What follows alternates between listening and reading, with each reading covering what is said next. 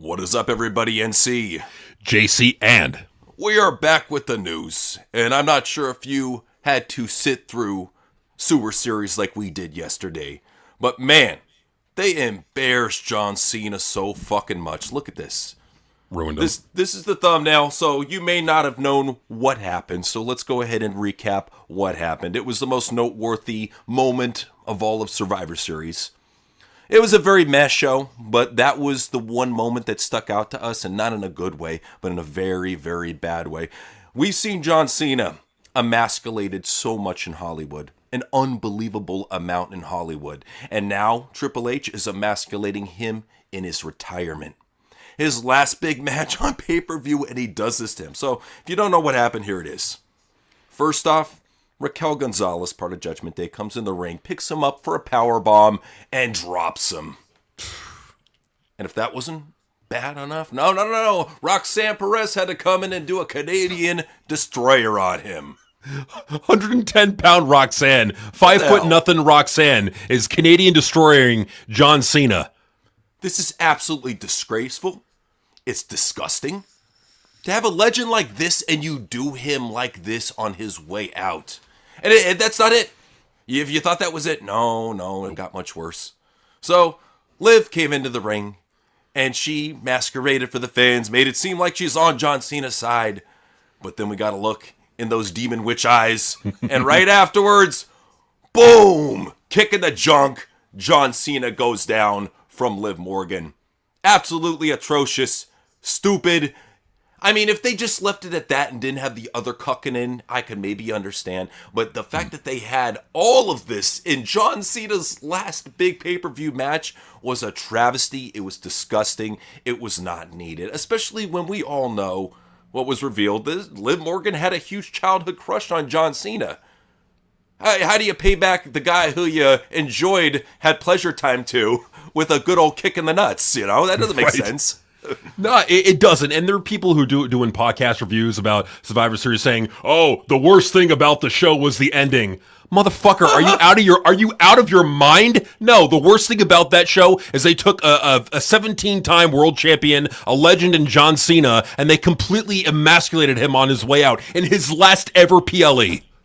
Oh, that doesn't matter to them. They completely look past the disgrace of John Cena. Why not? Why wouldn't you? It's fucking stupid. But no, it gets much worse. Paul Heyman, unfortunately, was involved in a little bit of a controversy where he shoved a fan.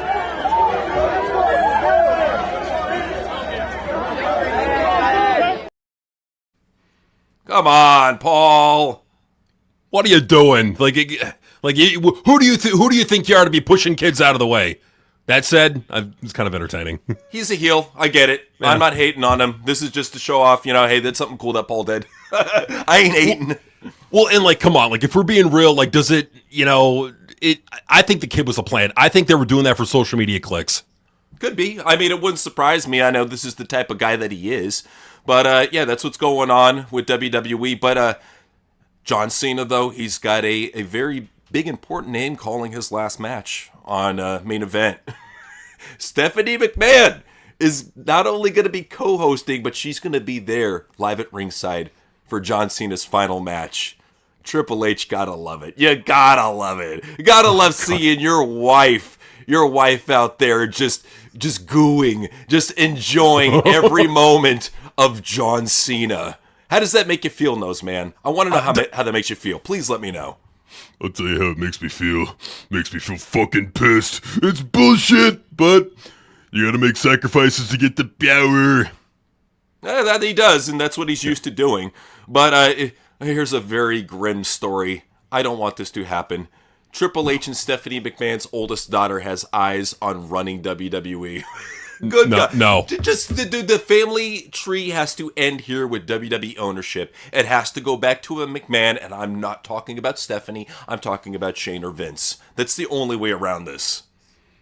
You got to go to somebody else. You can't go to a Levesque or a Stephanie, or any product of their fucking offspring. It can't be any of them. It's got to be somebody completely different.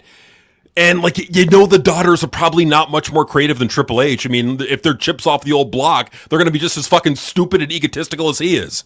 Well, that's the thing, too. Stephanie had kind of a creative mind back in the day. Russo always said that she was, a smart woman to work with. So I'm not putting all the fault on Stephanie, but when you put that doofus son-in-law in the equation, you're gonna get some dunce genes. It's just the way it goes. And these, his daughters are not bad. I mean, from the stories I heard, I thought they were like Toucan Sams with wigs, but no, as you can see, they're not bad-looking women. So at least they got that from their mom. Thank God.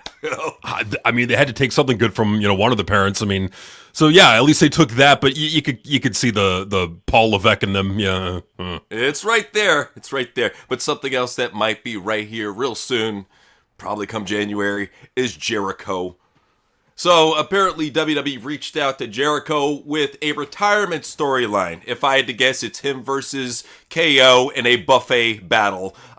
Jericho, instead of trimming down, you should be getting fat as fuck, man. We should be seeing the fattest fucking Jericho. I want to see 2 times the fat fuck we saw in AEW. I want to see a walking fucking blimp. I want to see Cassius Ohno with the fucking hair rocker gimmick. I want to see that shit.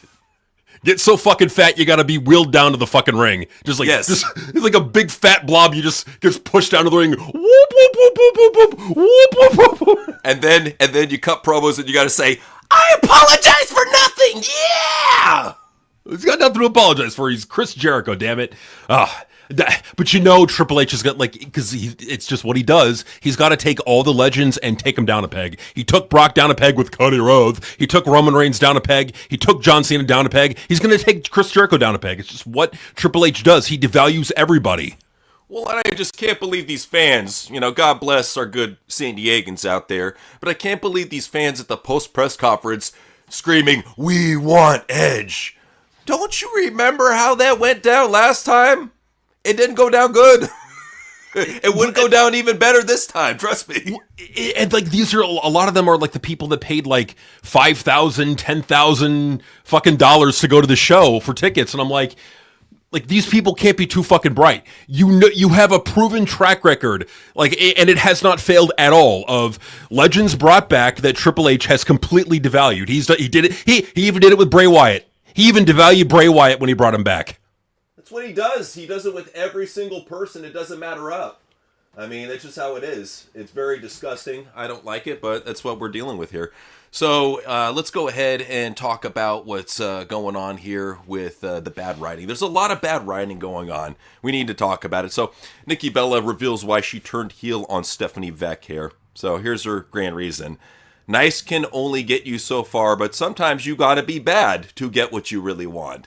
In other words, go along with Triple H's shitty storylines. And so I feel the only way I could get what I want is to go in that direction, Triple H's storyline.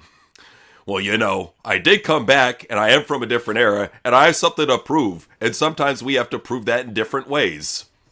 Yeah, real exciting. This is Triple H's genius right here in working.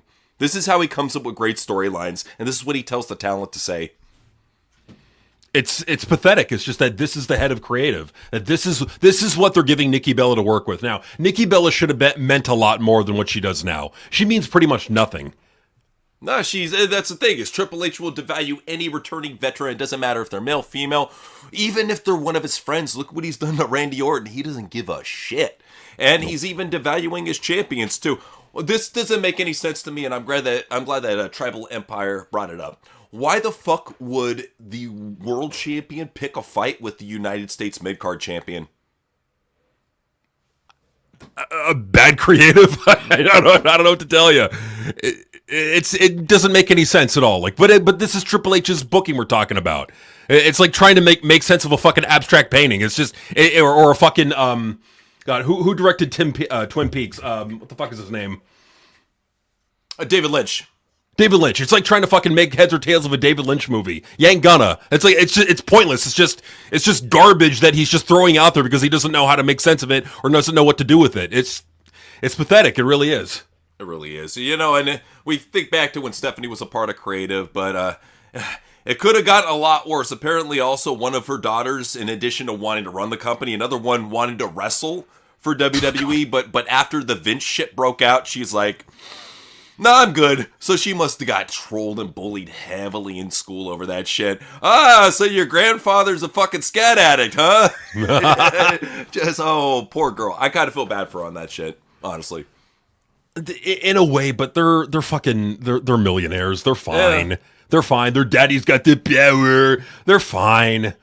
Yeah, probably in a private institution. They can go to another one. It's not a big deal. But, it is a big deal, though, is the fact that WWE keeps on pushing a guy like Jey Uso when he completely underperforms every fucking time. I had to see his botch on SmackDown. It's to the point where if you're drinking shots while watching a Jey Uso match and you're drinking for every time he botches, you're going to be in the hospital for alcohol poisoning. You'll probably die of alcohol poisoning. Yeah. Good God. I mean, yeah, Jey Uso is one of the sloppiest wrestlers you're ever going to see. Yeah, and I can't believe they gave him that fucking yeeting segment on top of the cage. It's at this point, just put him back with Jimmy, make them another fucking tag team. You've already devalued Jay so much as a single star, he can't go back. Just make him a fucking tag team again. What do you got to lose? You lose nothing, and honestly, they're better as a tag team. It makes no sense to have them separate, other than Triple H really wants the yeeting thing to get over. It's over with the kids in the audience, and that's about it. Your fucking 18 to 49 demo. They don't give two shits about Jey Uso. They tell you every chance they get, but he's like, nah, I'm not listening. No. All right, Jay, I got a big idea. I saw this meme circulating online. How about we tattoo 6'7" on your forehead? Get over with the kids. Yeah, I like that. Yeah. Could happen, just saying. He probably will, honestly. I could see it. I could see giant face tat 6'7" on his forehead. You can't put it past too drunk Jey Uso. He'll get really drunk and he'll do something stupid, like driving drunk or fucking, yeeting on top of a cage. So it's just what he does. That's Jey Uso for you. But, the women, they have been greatly disrespected, or as the fans say. So finally, WWE caved in and they gave them their own WrestleMania poster. So here are all these women sitting at a table. They all look bored as shit and nothing is on their plates. I guess Triple H forgot to cook up something, I mean, he put them on the fucking undercard of Survivor Series, so that should tell you everything.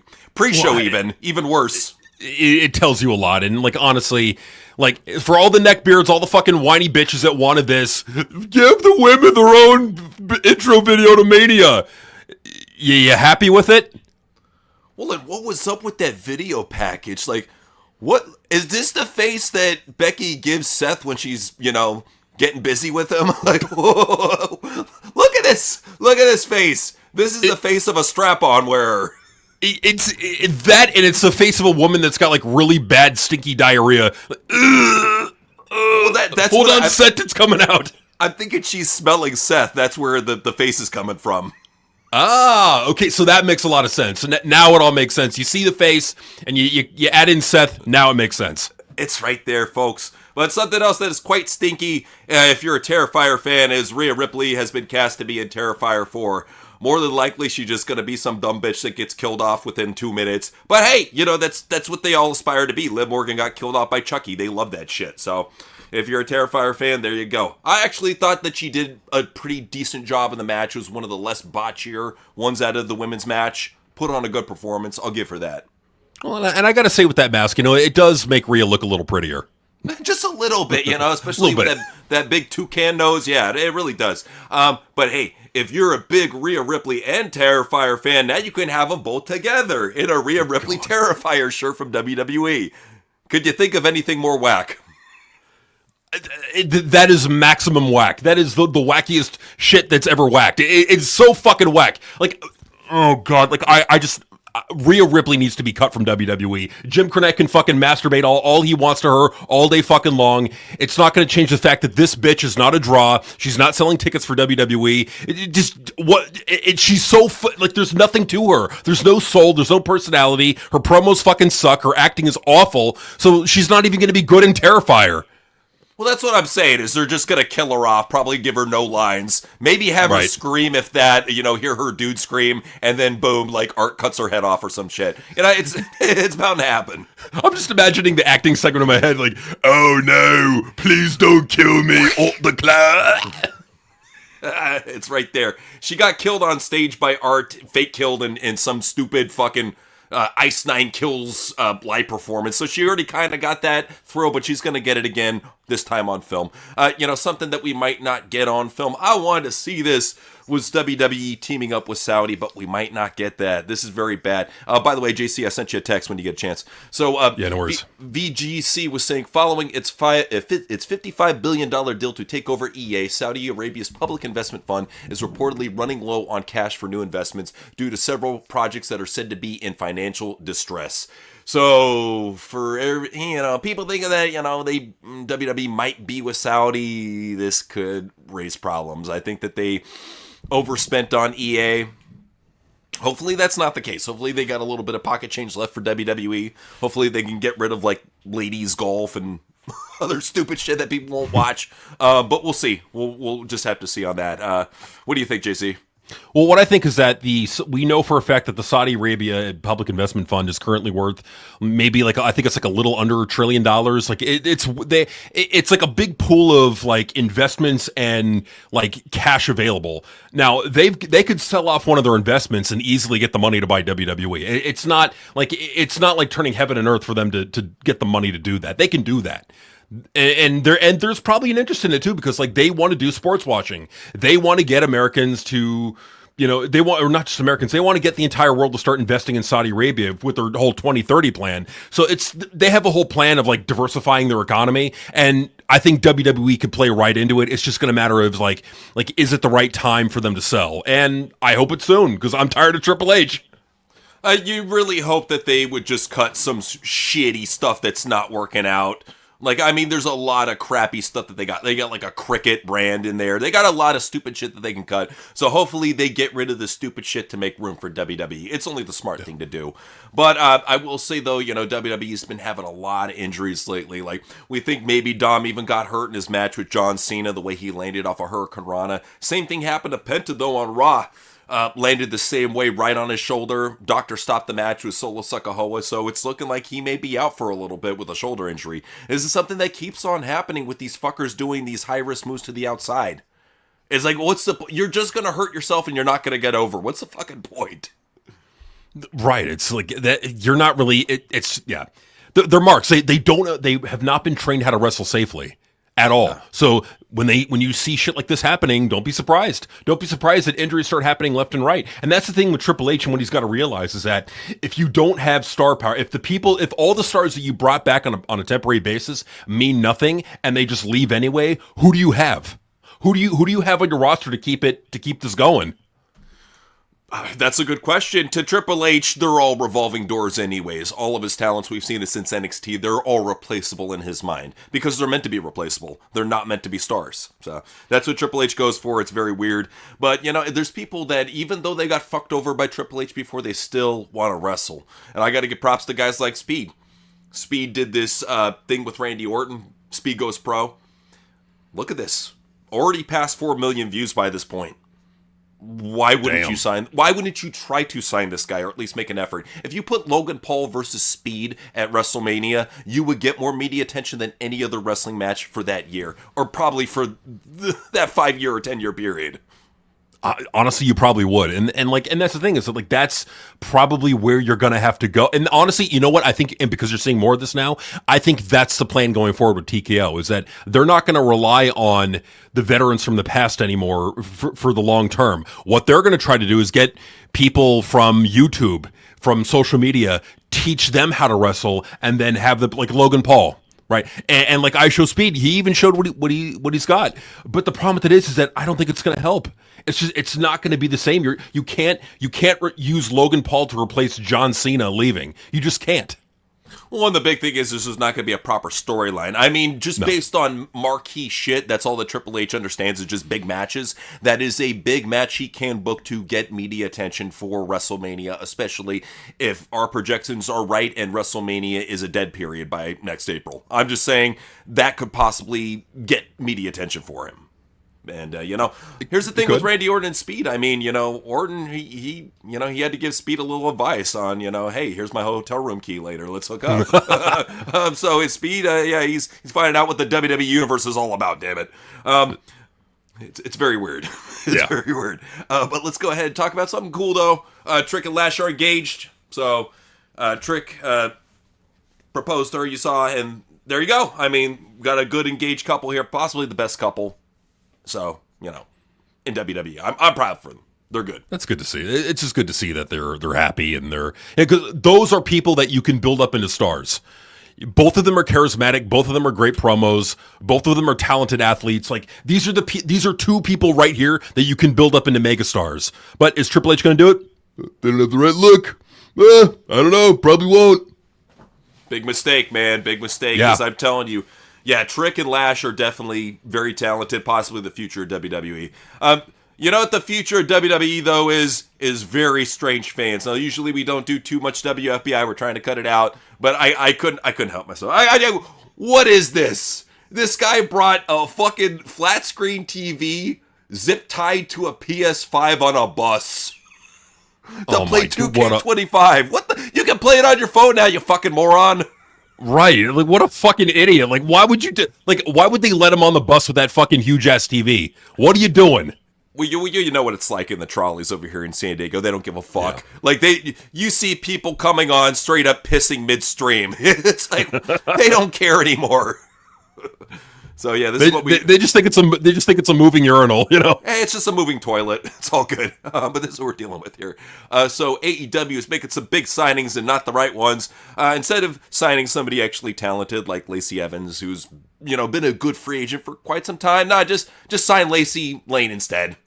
Who doesn't want to see Lacey Lane back on TV? Yay! I'm so excited to see Lacey Lane on AEW.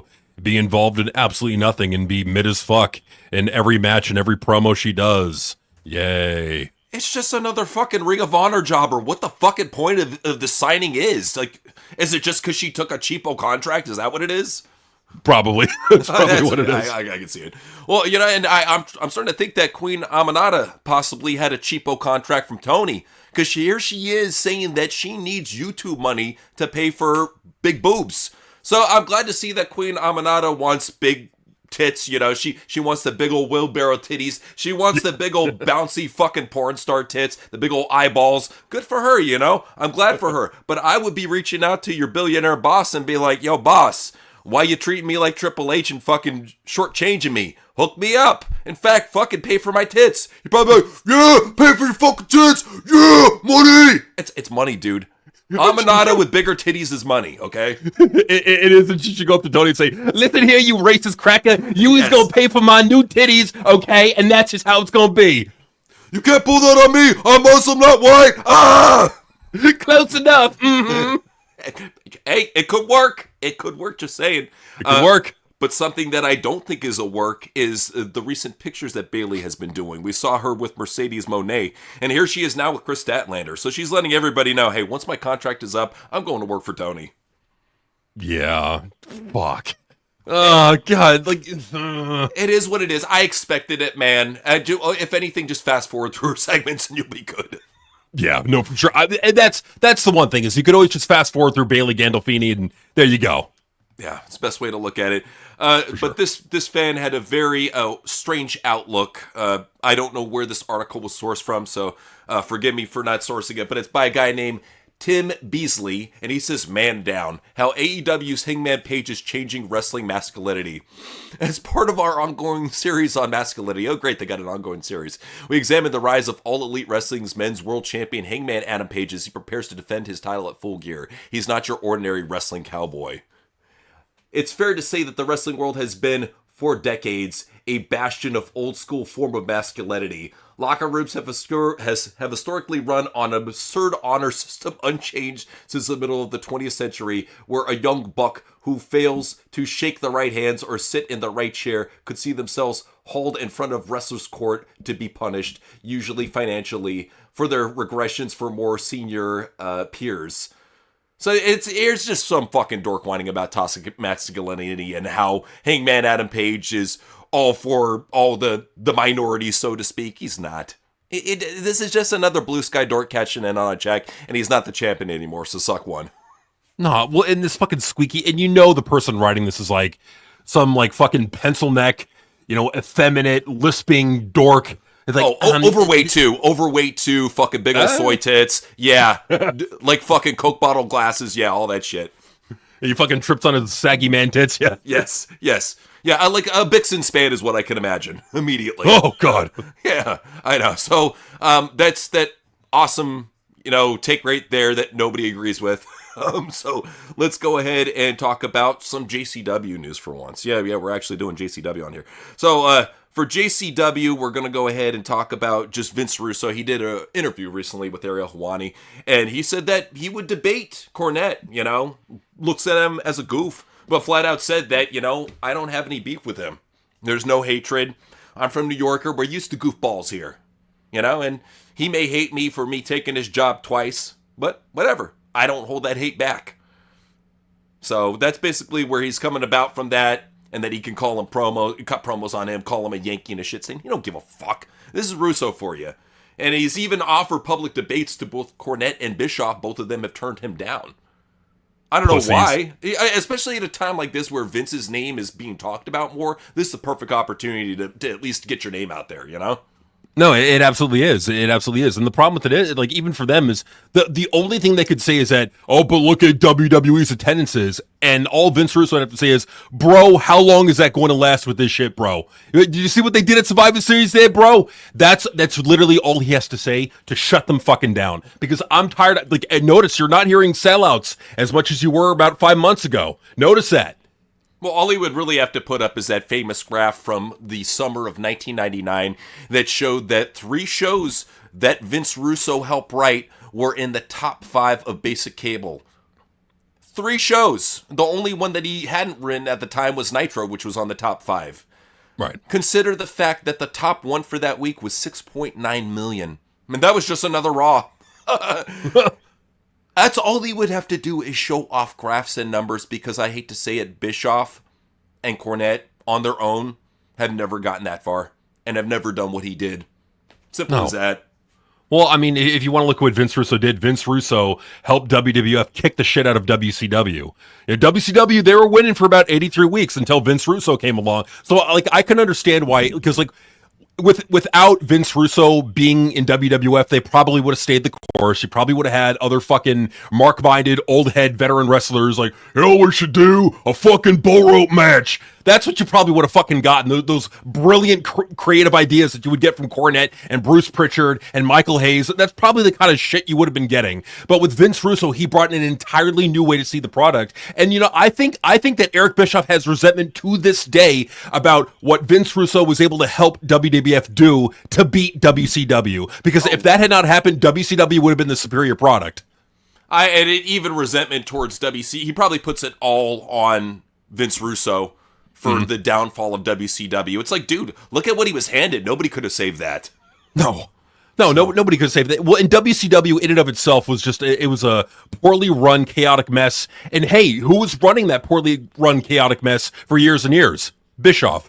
Exactly. He's the one that let it in the ground. And trust me, if you go back and watch a lot of Nitro, and I ain't trying to hate, you watch a lot of Nitro, you're just going to see work rate cruiserweight bullshit. You're going to see filler tag team matches. You're going to see so much slop that you're like, I don't remember this being Nitro. In your mind, you're like, oh, you remember the amazing NWO segments. You remember like just the key matches, the big matches with like DDP, Scott Steiner, Booker T. And then you look back and you're like, wow, there was a lot of shit in WCW. A lot of work rate mark shit.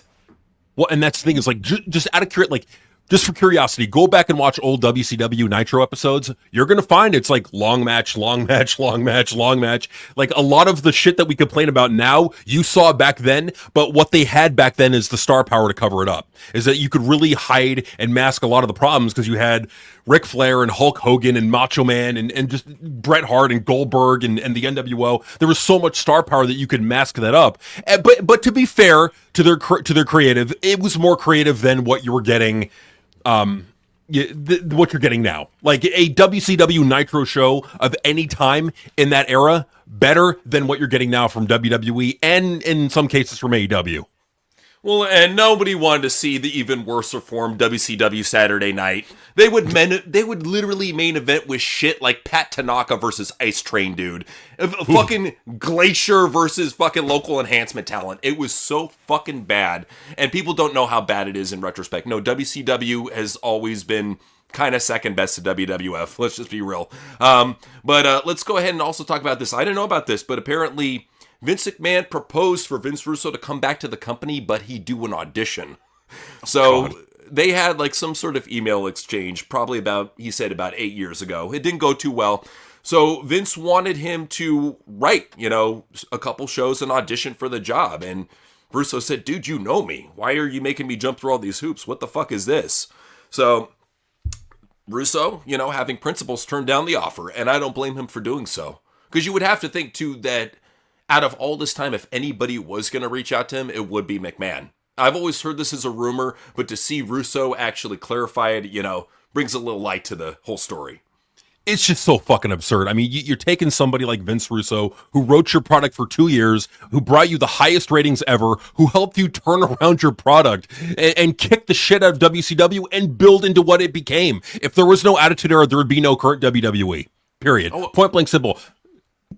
No, for real. He has to realize, too, that this was very insulting to Vince Russo. Especially, this guy has already been through the fucking ringer. And we'll show you a couple videos here that just shows you how much he's been through the ringer. But I just want to go ahead and show you, Vince Russo actually did an interview with Ariel Helwani. Very good interview, by the way. Go ahead and check it out when you get a chance. But he was talking about just how much Tony and Triple H are booking for themselves. By the way, it's I enjoy all the wrestling content, the YouTube channels and all this stuff. And I do believe, if I'm getting this right, you, Eric Bischoff, Jim Cornette, probably not, going on a dinner date or the best of friends, but you all agree as far as your criticisms towards Tony Khan and AEW. There is something to that, right? Like, it seems like a lot of the old guard, if you will, and I say that with the utmost respect, all are preaching for him to make changes. Do you think he pays attention to any of you? Do you think he listens to any of this?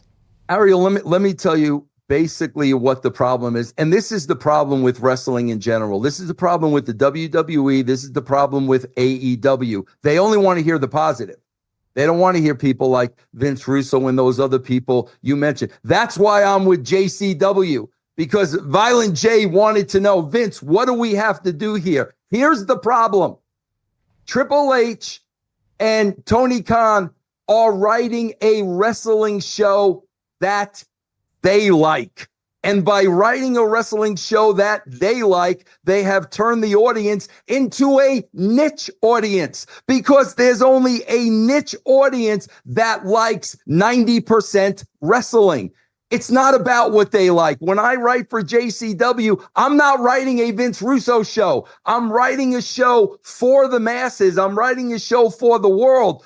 These guys are writing a show that they like. And at the end of the day, it doesn't matter what you like. It's not about you. We all have different tastes. It's subjective. You want to write a show that's going to get you as many eyeballs as possible. And what that means, Ariel, is you need to have a little bit of everything. That's what the Attitude Era was. We had something for everybody. By doing that, now you open up your window. Now you allow yourself to let people come in to watch a wrestling show that would have never watched wrestling before. Tony Khan is writing a show that he loves, but it doesn't matter what he loves. What does the world want? There are millions of casual wrestling fans out there not watching wrestling anymore. And again, I'm going to go back to JCW. That's why I'm here, because they understood that. And Violent J knew we've got to go above and beyond those that watch wrestling on a weekly basis. There's an entire world out there that's not watching anymore. Doesn't that feel so fucking good to hear? I know. Doesn't that feel so fucking good to hear? To hear a guy with that much wisdom and that much experience in the business broadcast what we say all the time. To give a voice to people like us on a big stage like Ariel Helwani. And props to Ariel Helwani for even hosting Vince Russo, because a lot of people were giving him shit for that. Like, you should have never hosted that fucking douchebag. He fucking sucks. Well, and I applaud Ariel Helwani for being an old school Attitude Era fan and for giving Vince Russo that spotlight and letting him speak the truth on his show. That is super fucking cool. So not only is it a W for Russo, a W for Ariel Helwani as well, man. Absolutely. And it just goes to show that Vince Russo still knows what he's doing and he still got it. And so for all the people who haven't seen the Real Investor Arrives Bro latest episode of JCW Lunacy, definitely go check it out. I'll put it this way. Everything that Vince Russo said that he was going to do, he did. He did in that show. There was a central thread throughout the show. There was really like good swerves in some ways, but it was very creative and well done. I really think you guys would like it. I'm loving it. Like the episode before when we reviewed it, like it was, there was talk being, said of like, it's going to take a little bit, for Russo's ideas to get through, but when it does, we're going to love it. And I'll tell you this right now, this past episode, loved it. You'll see. This upcoming Thursday, we'll be covering it, so check it out here on TWRP MISC, covering some lunacy. But you know what is also great? Also going to give props to Bruce Pritchard, because he's been going with his podcast lately, got a kick back up. And one of the first big guests that he had was Violent J. This surprised me. You very rarely see Violent J do pro wrestling interviews. It's been a while. Last one was You Shoot with Sean Oliver. So here is Violent J talking about what it's like working with Vince Russo. He's really, really worried about coming in. He's been through a lot, and he's had a lot of people disrespect him. A lot of young wrestlers telling him, well, what do you know about anything, and shit like that. When he's had bad experiences. And I think he thought we were going to be disrespectful or hard to deal with. And we, of course, were worried about him. What's he going to be like? Is he going to come here pushing us around? I'm calling the shots, So we both had cold feet, and things kind of fell apart maybe two or three times before he got here. But once we had that first show together, once he came out to the actual show, man, it just flowed as smooth as possible. Flawless. We shot those pre-tapes like it was like we've been doing it forever together. Everything went so smooth. Once we did it in person and there was no communication problems or reading texts wrong or reading emails wrong or anything like that. Once we were in person able to communicate, everything just was perfect, man. I really don't know how else to explain it. Everything went really good. And we both got totally rejuvenated and fired up about this because we realized we can do this for real. Like this is a good match right here. This is a good thing we're doing right here. There's no problems. There's no bumps in the road. This is cool. We get along. We think the same on a lot. And most importantly, he's okay to rewrite something. And I'm okay to go with something that I wouldn't normally have ever written. You know what I mean?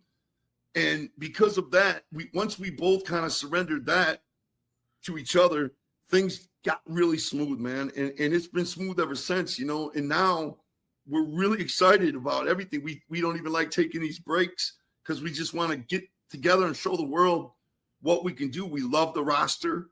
We really love the roster we have right now. And we see potential in everybody. That roster needs a little bit of an overhaul. Just saying, Jay. A lot of an overhaul. Nothing but respect for you and what you're doing, man. But that roster definitely needs an overhaul. If there ever was if we could ever think of a roster that would perfectly fit the definition that Triple H gave to CM Punk back in the day of the skinny, fat jackass.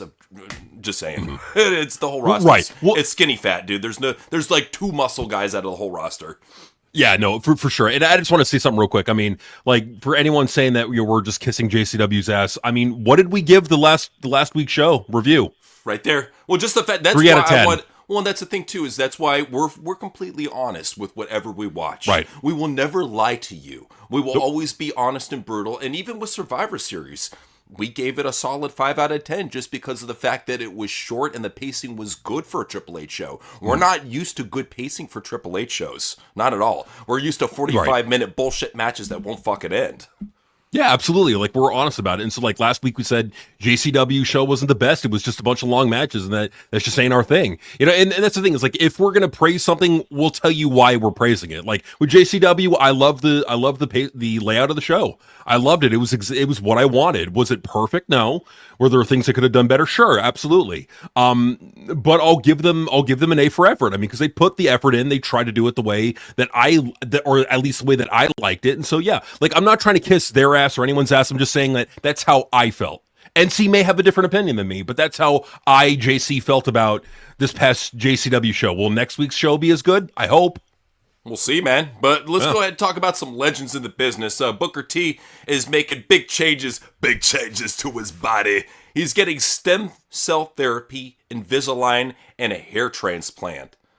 Oh, what, are you getting ready for Hollywood? You getting ready for a big dance? What is this, Booker? Are you trying to become the $6 million man? What is this? I mean, maybe Booker's just like, he's getting kind of self-consciously seeing himself on TV every week. He's like, oh man, my hairline is receding. Oh man, my teeth look crooked. Oh man, you know, and maybe he's dealing with a lot of pain, you know, who knows? That could be. I could understand a lot of wrestlers getting stem cell therapy, but Invisalign and a hair transplant, man, look at it. Why would you want to get rid of those wonderful dreads? Why would you want to get rid of that shit? Yeah, what are you doing, Booker? I mean, maybe he's just losing a lot of his hair, and it's like he's using the dreads to kind of cover it up. I don't know. Could happen. But, you know, here's something that kind of sad. So Ric Flair was saying, you know, that what killed Hulk Hogan was street drugs. So he was saying, you know, that Hulk Hogan, you know, he wasn't getting the pills that he used to get. So he had to go to street drugs to kind of kill the pain. And what really did it in, if you were wondering, it's the leg drop. All those leg drops fucked his back up over all these years. So, yeah, these wrestlers, they got to really be worried about it. Notice how only the grapplers last the longest. Bret Hart and Ric Flair are still able to wake up every single morning and go do their routine. Yeah. How many wrestlers can say that? Not many. Not many. I mean, what about Mick Foley? I mean, you want to talk about people who are fucked up. Mick Foley ain't in good shape right now, man. No, he isn't. He's very fucked up. I mean, and Ric Flair just had to, you know, just say on the record on his Twitter page, he's like, there seems to be some controversy over my remarks. Dude, I fucking know the guy. I'm a wrestler. Fuck you. That's all he would really have to say. But instead he gave this huge run-on paragraph with everything capitalized. What type of, honestly, what type of cell phone auto capitalizes every single word for you? They don't. He did this on purpose.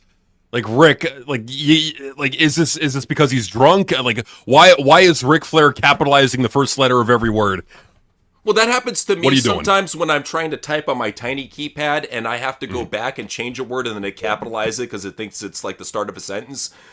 So is he so fucking drunk when he's doing this shit that like this probably takes him like about an hour and 35 minutes just to make this one fucking run-on paragraph right here. I'm just saying. It's like, Rick, was it worth it, Rick? I just put out a tweet. It took me almost 2 hours. Woo! I'm proud of myself. Woo! Good for you, Rick. Good for you, Rick. You also got to be happy for Daniel Craig because he broke Batista's nose in a movie. And Batista, you know, because he's all soyed out now, is like, oh, it's okay. He didn't run. He screamed, and then he hugged me, and we laughed. And then we went back to each other's room and had fun. This is what they do in Hollywood, man. So, you know, Batista looked at it like, basically like foreplay. So, there you go. That's what's going on with Batista in Hollywood. That's Batista for you, man. It's a shame what happened to him. He went to Hollywood and he grew tits. What happened? Why, Dave? Why would you do that to yourself? It has happened to all our heroes, man. Batista and Stone Cold became bald-headed women. It's fucked up, man. It's fucked up. But it is fucked up. Like, why? Let us have one. Something, man. But yeah, it's time for Outlaw Mud Shit, where we talk about all the bullshit that's going on in the Outlaw Mud Shit circus. So let's start out first with this match that had Mario bullshit in it. I don't know why they were doing this, but here it is.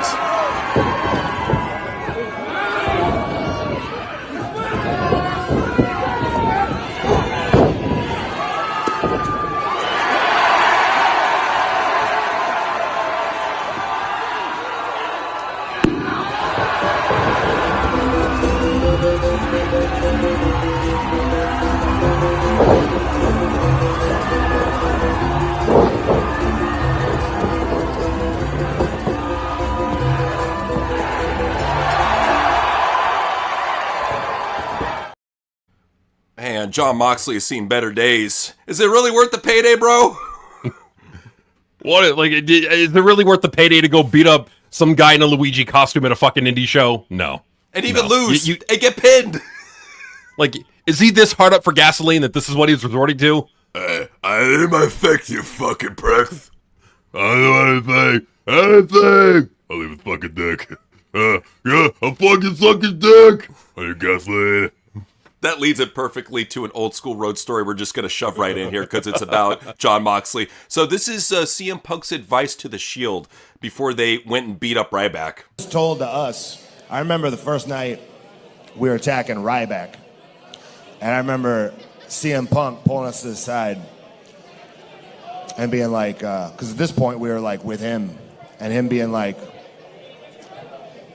this is probably just paranoia, because Ryback is a sweetheart, but he was like, people are going to be told not to sell for you. Somebody's probably in Ryback's ear telling him not to sell for you. So make sure he does. So that was all we needed to hear. I was like, well, fuck him then. So we literally just beat the shit out of him.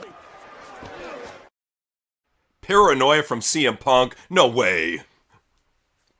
Well, no way. He's the least paranoid guy you could ever meet. Come on. We're talking about fucking crackhead Phil over there? Come on. So this is what happened. This is why Ryback won't be brought back. He literally got jumped out of WWE. Terrible. Oh, man. He did it to himself, I got to say. But somebody else who fucked himself over is Andrade. So for those who don't know how bad it is, so basically didn't leave on the best terms. WWE claimed multiple drug test failures and that he was fired because he was, for some disciplinary reasons, they didn't have to pay him the usual 90-day severance package for the no-compete, and thus they could just fire him and not pay him and still hold him to a non-compete for a year worldwide. So there's a rumor that they may let him go a little bit earlier than that, but knowing Petty Paul, he's going to keep him under for a full fucking year just to make him feel the heat. We'll see. I'm gonna keep him locked down. I'm gonna make him suffer. I'll make him think twice about wanting to go to Tony Khan. I'll have him in NXT for the next 5 years. It could happen. Just saying, you really fucked yourself over doing that, Andrade. Yeah. Somebody else who really fucked up, though, this is fucked up. Someone stole Jimmy Hart's megaphone at the WrestleK convention. What the fuck, man? You don't steal Jimmy Hart's megaphone. What the hell? It's all he's got left. I mean, he's like, hasn't he lost enough? He lost Hogan and now he lost the fucking megaphone? Come on now. Dude, he lost his hair, he lost his teeth, he lost Hulk Hogan, now he lost his megaphone. All that's left is his polka dot or his fucking music note jacket. That's it. That's all he has left. And even that'll probably get stolen in like a month or two, you know. Oh, baby, they stole my jacket. What the hell? Damn it. Fuck that, man. Too bad. Fuck it. Something else that is pretty fucked up. You got to think about what WWE did to Ridge Holland, but a lot of this he did to himself too. He's got 2 collapsed discs that need neck surgery. So he met with a surgeon. He's, I guess, good to go for surgery, and he's going to get it done. But yeah, dude, this is getting bumps in NXT for fucking probably $40K a year, where you got to get 2 collapsed discs fixed. It's fucked up. Well, I mean, and the guy never learned how to be a good wrestler anyway, so it's like he probably wasn't working safe to begin with, and he ended up fucking up his neck. Like, I'm not surprised. I'm not surprised by like, and what irony? Yeah, no, seriously, like you can't make this shit up. Yeah, it's if you ever were wondering if karma is real, right here, right here. Oh, but you know what? I tell you, TNA is making those big signings. The next big signing in the talks is Bear Bronson. Because who doesn't want to see tattooed man boobs kissing other dudes in the ring? Hell yeah, and shitty bear masks. Fuck yeah, that's what TNA needs right now. Yeah, that's what they need. They don't need more hot chicks. They don't need more, charismatic, great mic workers. Nah, what they need is Bear Bronson, who couldn't even get over in AEW. He's going to get up, well, he'll stand a better chance. I mean, there's like literally no one in TNA right now, so... Yeah, Bear Bronson. Yeah, big star in the making. Yeah. Just you wait and see. Bear, just stick to doing bumps in front of the purple-haired GCW weirdo fans, please. The death matches is what suit you, you know? But somebody that is meant for the big time, unfortunately, they're not being used on the big time, is Cross. But Cross had a very interesting story here about somebody who sideswiped him.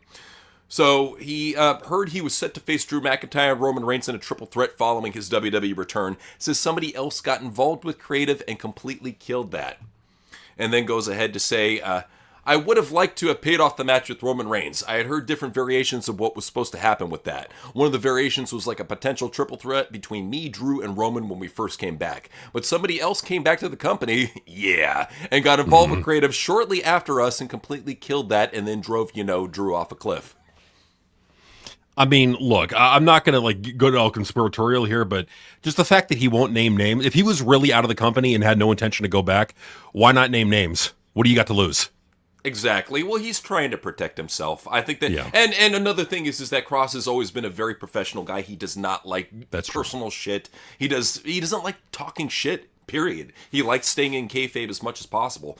And this is not something that's kayfabe. This is very much a real thing that happened to him. So, yeah, we'll see what happens. Hopefully he gets brought back in January, Superstar. Deserves all the praise. But somebody who's not getting any sort of praise, any sort of mention for his greatness, and it bugs the fucking shit out of me, is Enzo Amore. So Enzo had to let it be known. He went and made a call to the president in a Target parking lot.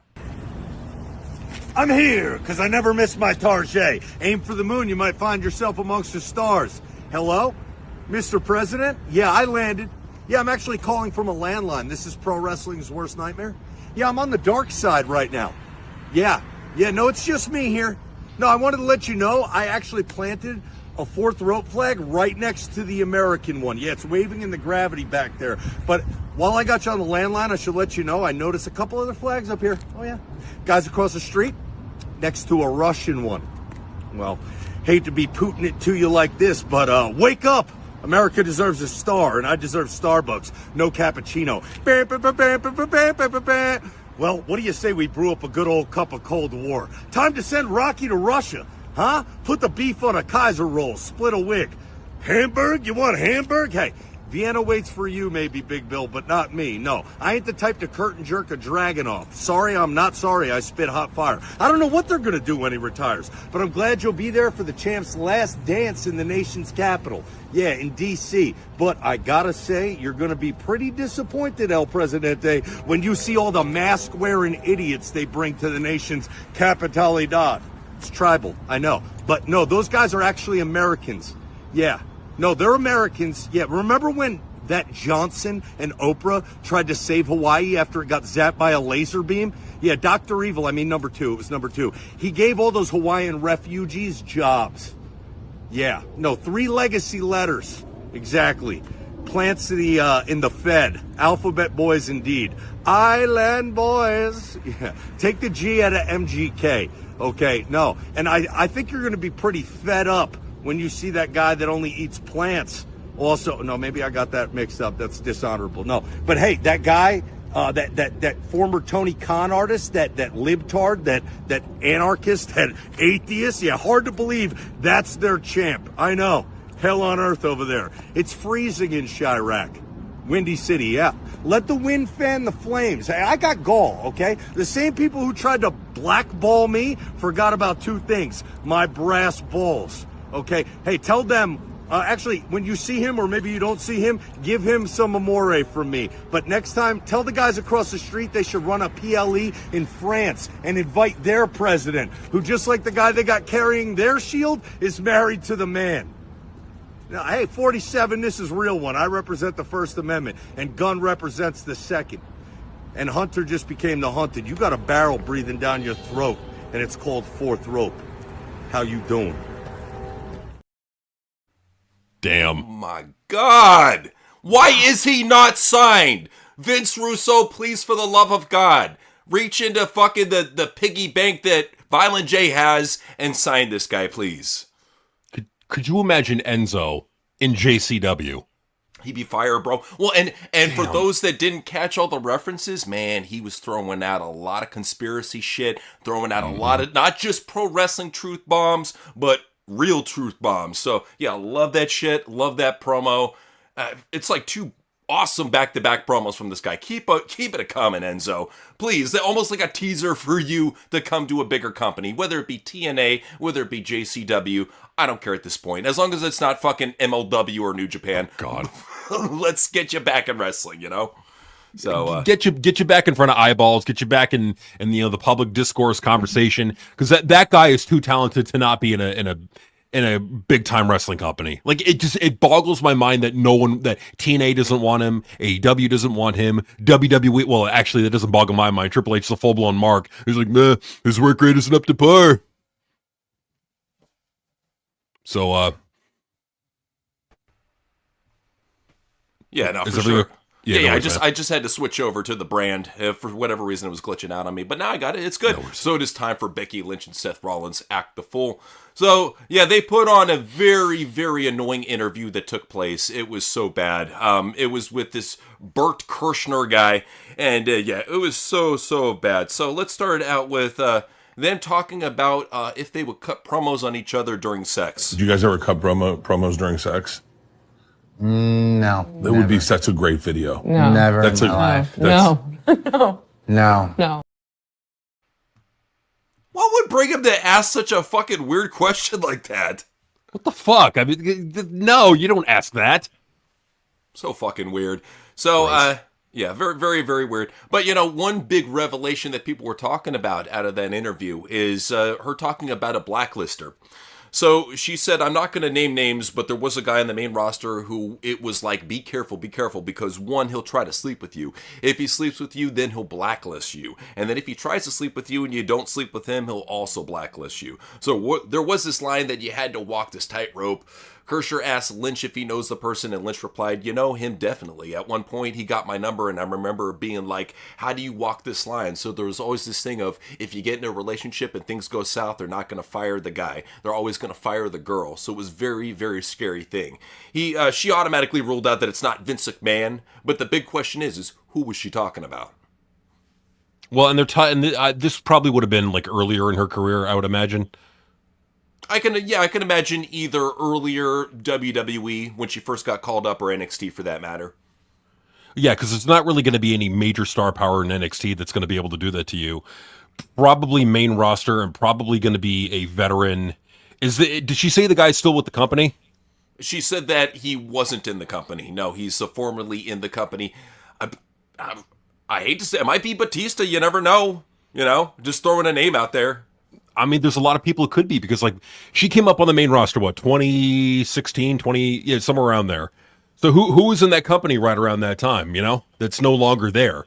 That would have had the sway to be able to do that. Yeah, she left it very open-ended as to far as what it could be. But we'll see. We'll see if it develops any further. But she was talking about her Hoey days.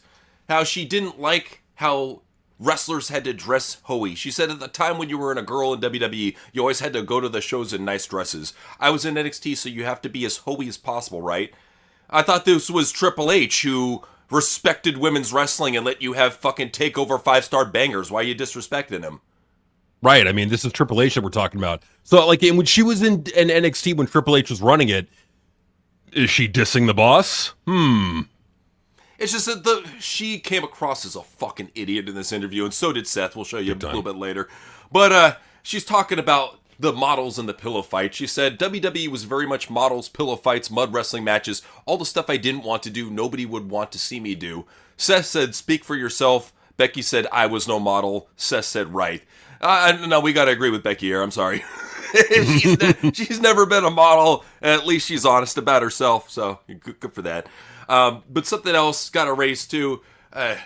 Seth Rollins says he gets randomly flipped off by people in public for driving a Cybertruck. So this is what he says.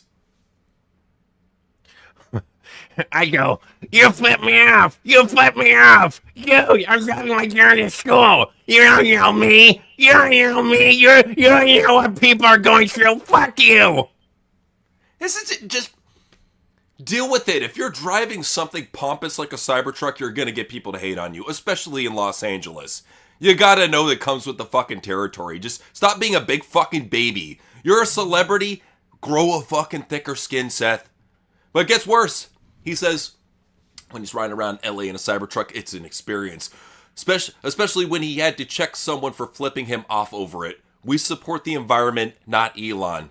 Okay, do you support all the rainforests getting torn down so they can have lithium batteries for those electric cars? Do you support that? Do you support the Amazon rainforest no longer being the Amazon rainforest because it's been deforested because of lithium batteries? Or are you happy about that? Because of the lithium farming, are you happy about that? Is that environmentalist for you?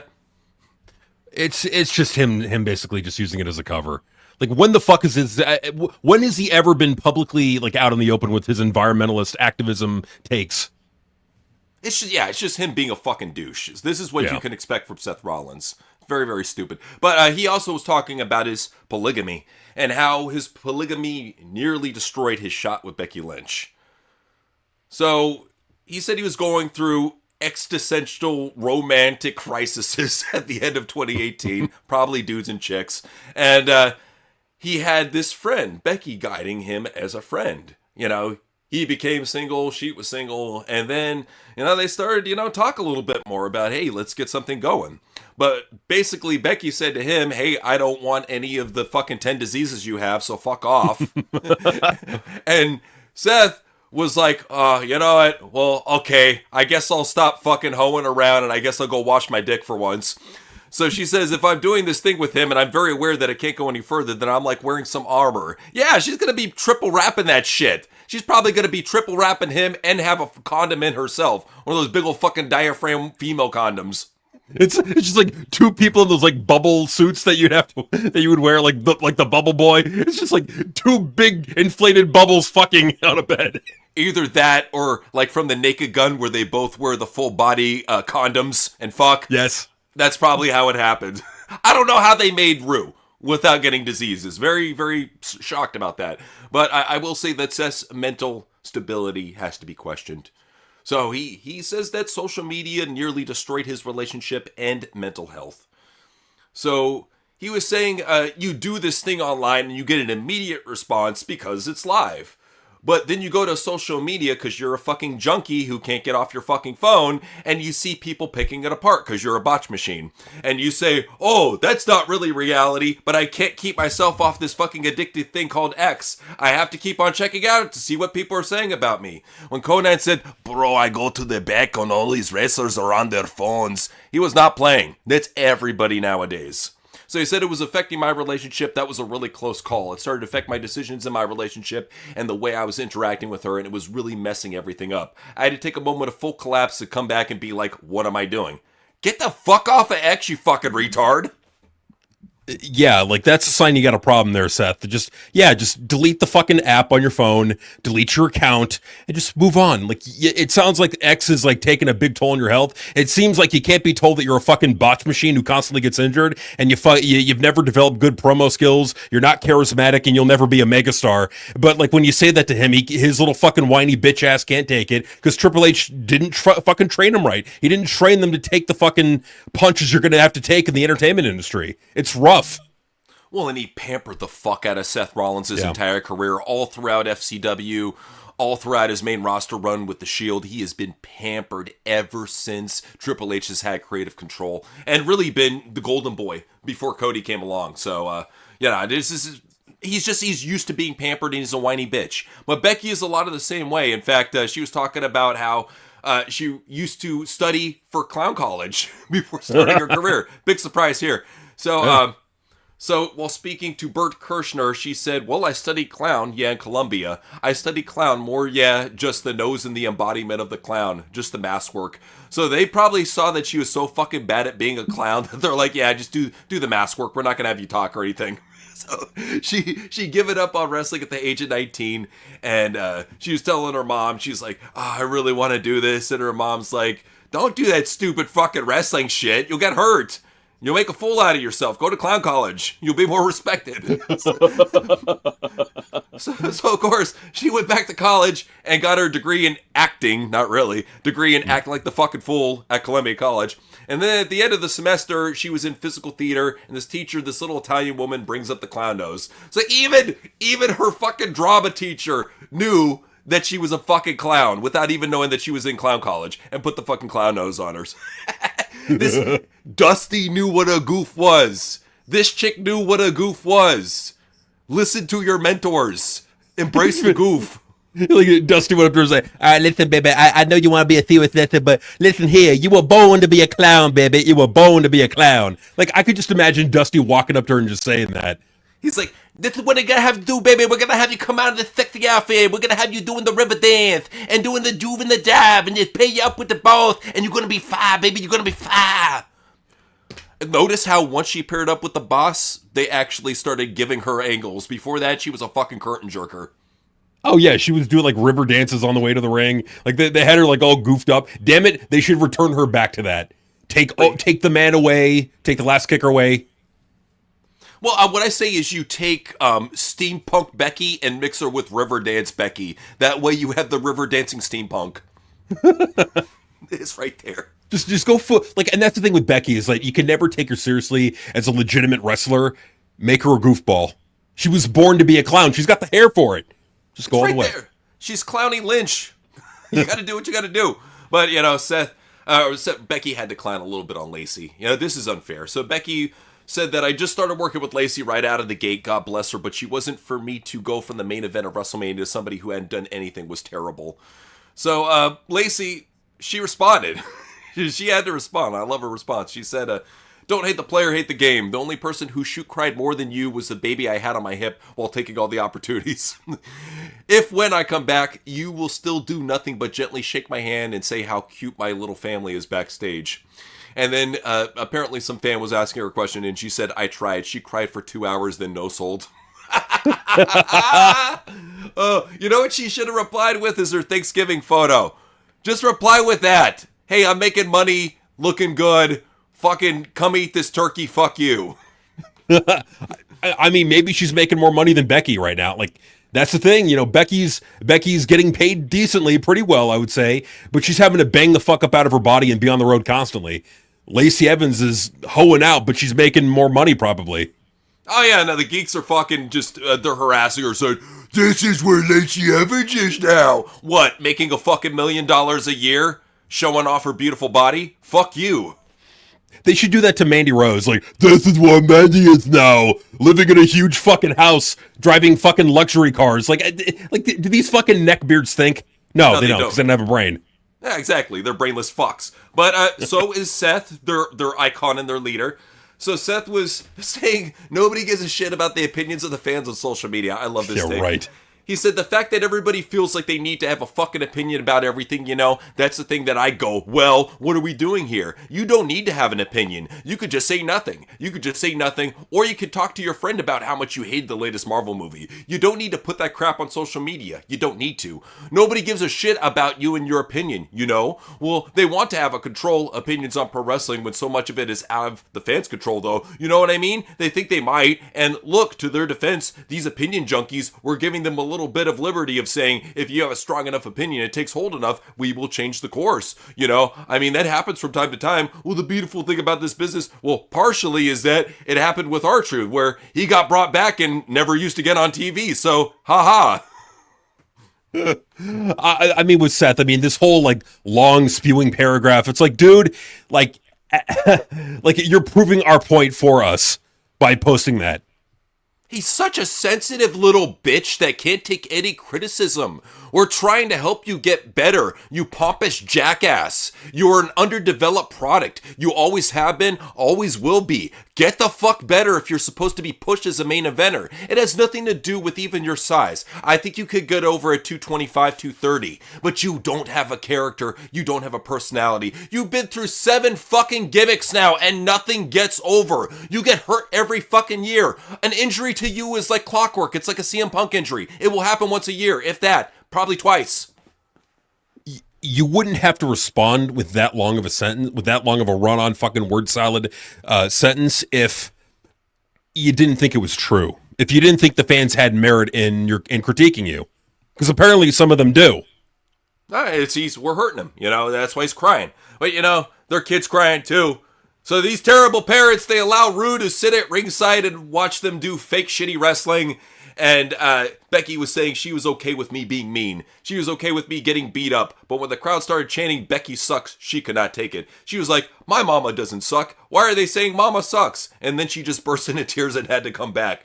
Oh. Dude, these kids are so fucking coddled nowadays. You want to know real fucking childhood trauma? Watch the documentary Wrestling with Shadows. When The Rock had Mankind handcuffed and beat the shit out of him with legit chair shots, 15 fucking chair shots. Busted him open on live TV in front of his kid and wife. And you had to see him trying to console his kid, The Rock trying to console his kid backstage afterwards. That's some real fucking drama. This ain't shit. No, this ain't shit. Like, and wasn't that like Noel Foley? I believe so. Yeah, no, it's just that. Yeah, just crying, just pouring over that shit. Well, because like we're taught, like a little kid is not. They're not going to have the brain development to be able to understand what they're saying. You know, they're not going to be able to rationalize it the way an adult could. You know, like an adult could look at that and go, okay, she's playing character, she's going to be fine. She's worked hard. Like she's good enough in the ring to know what she's doing. Like, but a little kid's gonna like, why are they beating up my mom? I'm sorry. Hold up, real quick. Little correction. It's Wrestling with Shadows. Thank you, commentary for Wrestling with Shadows. So keep on going. Yeah, no, I mean, like a little kid's not going to know what the fuck they're saying, which is why, like, even in regards to Mick Foley, like, I'm not in favor of that because they're not going to be able to rationalize it. All you're going to have is this, like, ingrown, deeply embedded trauma that you're going to have to fucking work through. Yeah, no, it was just very, very, very shitty to see that happen. So Beyond the Mat, if you want to check out the documentary, great documentary. Becky, she's just being the mark. This is what she does. Here she said, 2 War Games matches end in controversy, RSY. She just screaming at Adam Pearce over getting a fucking breakfast burrito. What did this guy do? He just literally was talking about, hey, I went to San Diego, I got a good breakfast burrito, and she just freaks the fuck out on him. What is this? It's her brain's fucking melting is what it is. Seems like it. So refreshing to see Reynolds and not biased slop. A great picture and article about me and how I was robbed. Shut the fuck up. Good Lord. That's all she does is whine. And she's even given light to David LaGreca. Deranged Dave LaGreca. It's David LaGrama, you fucking idiot. Get it right. Right. Get it right. It's David LaGrama. We got it down to a science. You can use it. I'm a keyboard warrior. I'm losing it. I'm insecure. I'm not insecure. Yes, you are. You're very insecure. And we don't need that in pro wrestling because we have enough insecure wrestlers. But she was saying, so nice to not hear Scam Roberts on SiriusXM. So here she says, I got him suspended due to awful ratings and poor reporting. I actually believe that. She probably did. Probably. I mean, she is the curse. Like, she probably went on his podcast and it just died after that. That's all it talks about. Right there. So, and let's, right here. Happy Thanksgiving to all, including the losers who I'll be facing on Saturday. So here she names all of them, but doesn't name how fucking terrible she is and says, I hope you are able to enjoy your meal today because after Saturday, you'll be drinking your meals through a straw. For anybody that watched that match, that was fucking embarrassing. The worst part was when Charlotte had her boot up against Becky's face and was acting like she was crushing her face. And Becky's just completely overacted, like, oh! Like, it was so bad. It was so weak. I mean, shit. They may as well have just like hugged each other and played patty cake the entire fucking time. That would have been more hardcore than the fucking lame ass match they put on. That sucked. So bad. But you know what? She also put all of it on her for the War Games exploding in ticket demand. Not on Brock Lesnar, not on Roman Reigns. Now, you got to put it all on Becky Lynch. And she said that this is because she's the best in the business. And that we should be thanking her for this. I thank you for a botchy pre-show match that didn't air. I thank Triple H for once for not putting that botchy fucking awful match on the main card. Thank you, Triple H. Thank you. I mean, that's the one good thing he did do. But I mean, if we're looking at like who fucking brought in the money, it was Brock Lesnar. Who we kidding? Like when they brought Brock Lesnar back a couple weeks ago, or was it like 3 weeks ago, something like that. What did you see? You saw interest in Survivor Series ticket sales. They picked up. So it's Brock Lesnar, not Becky Lynch. You can claim it all you want, Becky. Fuck you. We know you're a jobber, fucking overrated schmucky bitch. So fuck you. You suck. Brock doesn't. Amen. So that's what's going on there. You know, Becky's just being a whiny bitch. But, you know, I will say, though, that they recently had, as part of that interview, it got to a very strange point where Burt got basically Becky to gush about Cody Rhodes and her adoration for him, and you could just see the discomfort on Seth Rollins' face as he's just picking through the chicken while she's talking about him. Pretty genuine about it. Believed it. Yeah, no. It was very genuine. I was like, oh, this makes so much sense. I was I was beaming. with the revelation, because like I love this guy and I've loved him for many years. I've always like looked at him with such, glee, and I didn't want to ruin that in any capacity, because then I'd be awkward around my friend Colby, and I loved being friends with him so much that I didn't want anything to come between that. And I heard him talk about this way and that way, and see. Did you see? I heard it might be Brock. It was either Brock or Cody, one of those two. But like, you could see just the pure discomfort on Seth's face, just digging into that chicken, just like, please stop fucking talking about this shit. Can we please don't talk about it? I don't want to hear it. Damn it. Yeah, it's just. I don't blame him. Yeah, so this is what's going on. Becky Lynch just acting the fool. But hey, we got more Becky for you because we ain't stopping. We're going to keep on going. In fact, you know what? Let's go ahead and show you her newest role in Star Trek's spinoff Starfleet Academy. My first thought was, bro, just give her some buck teeth. We could have Simple Jack right here. We could literally have Bucky Lunch. Bucky Lunch? Oh, God. It could happen. Hey, she would be good at comedy. I'll give Becky that. I think she'd be good at comedy. I always said that she wasn't bad in Happy Gilmore too, so you know what? Give her a shot. She could be the new Simple Jack. You never know. Simple Jane, for that matter. You never know. I think it could be really good for her. But it is time for Modern Wrestlers Are Marks, where we talk about all the marks in the business that are just taken over and ruined everything. First, we started out with CM Punk's wife, AJ Lee.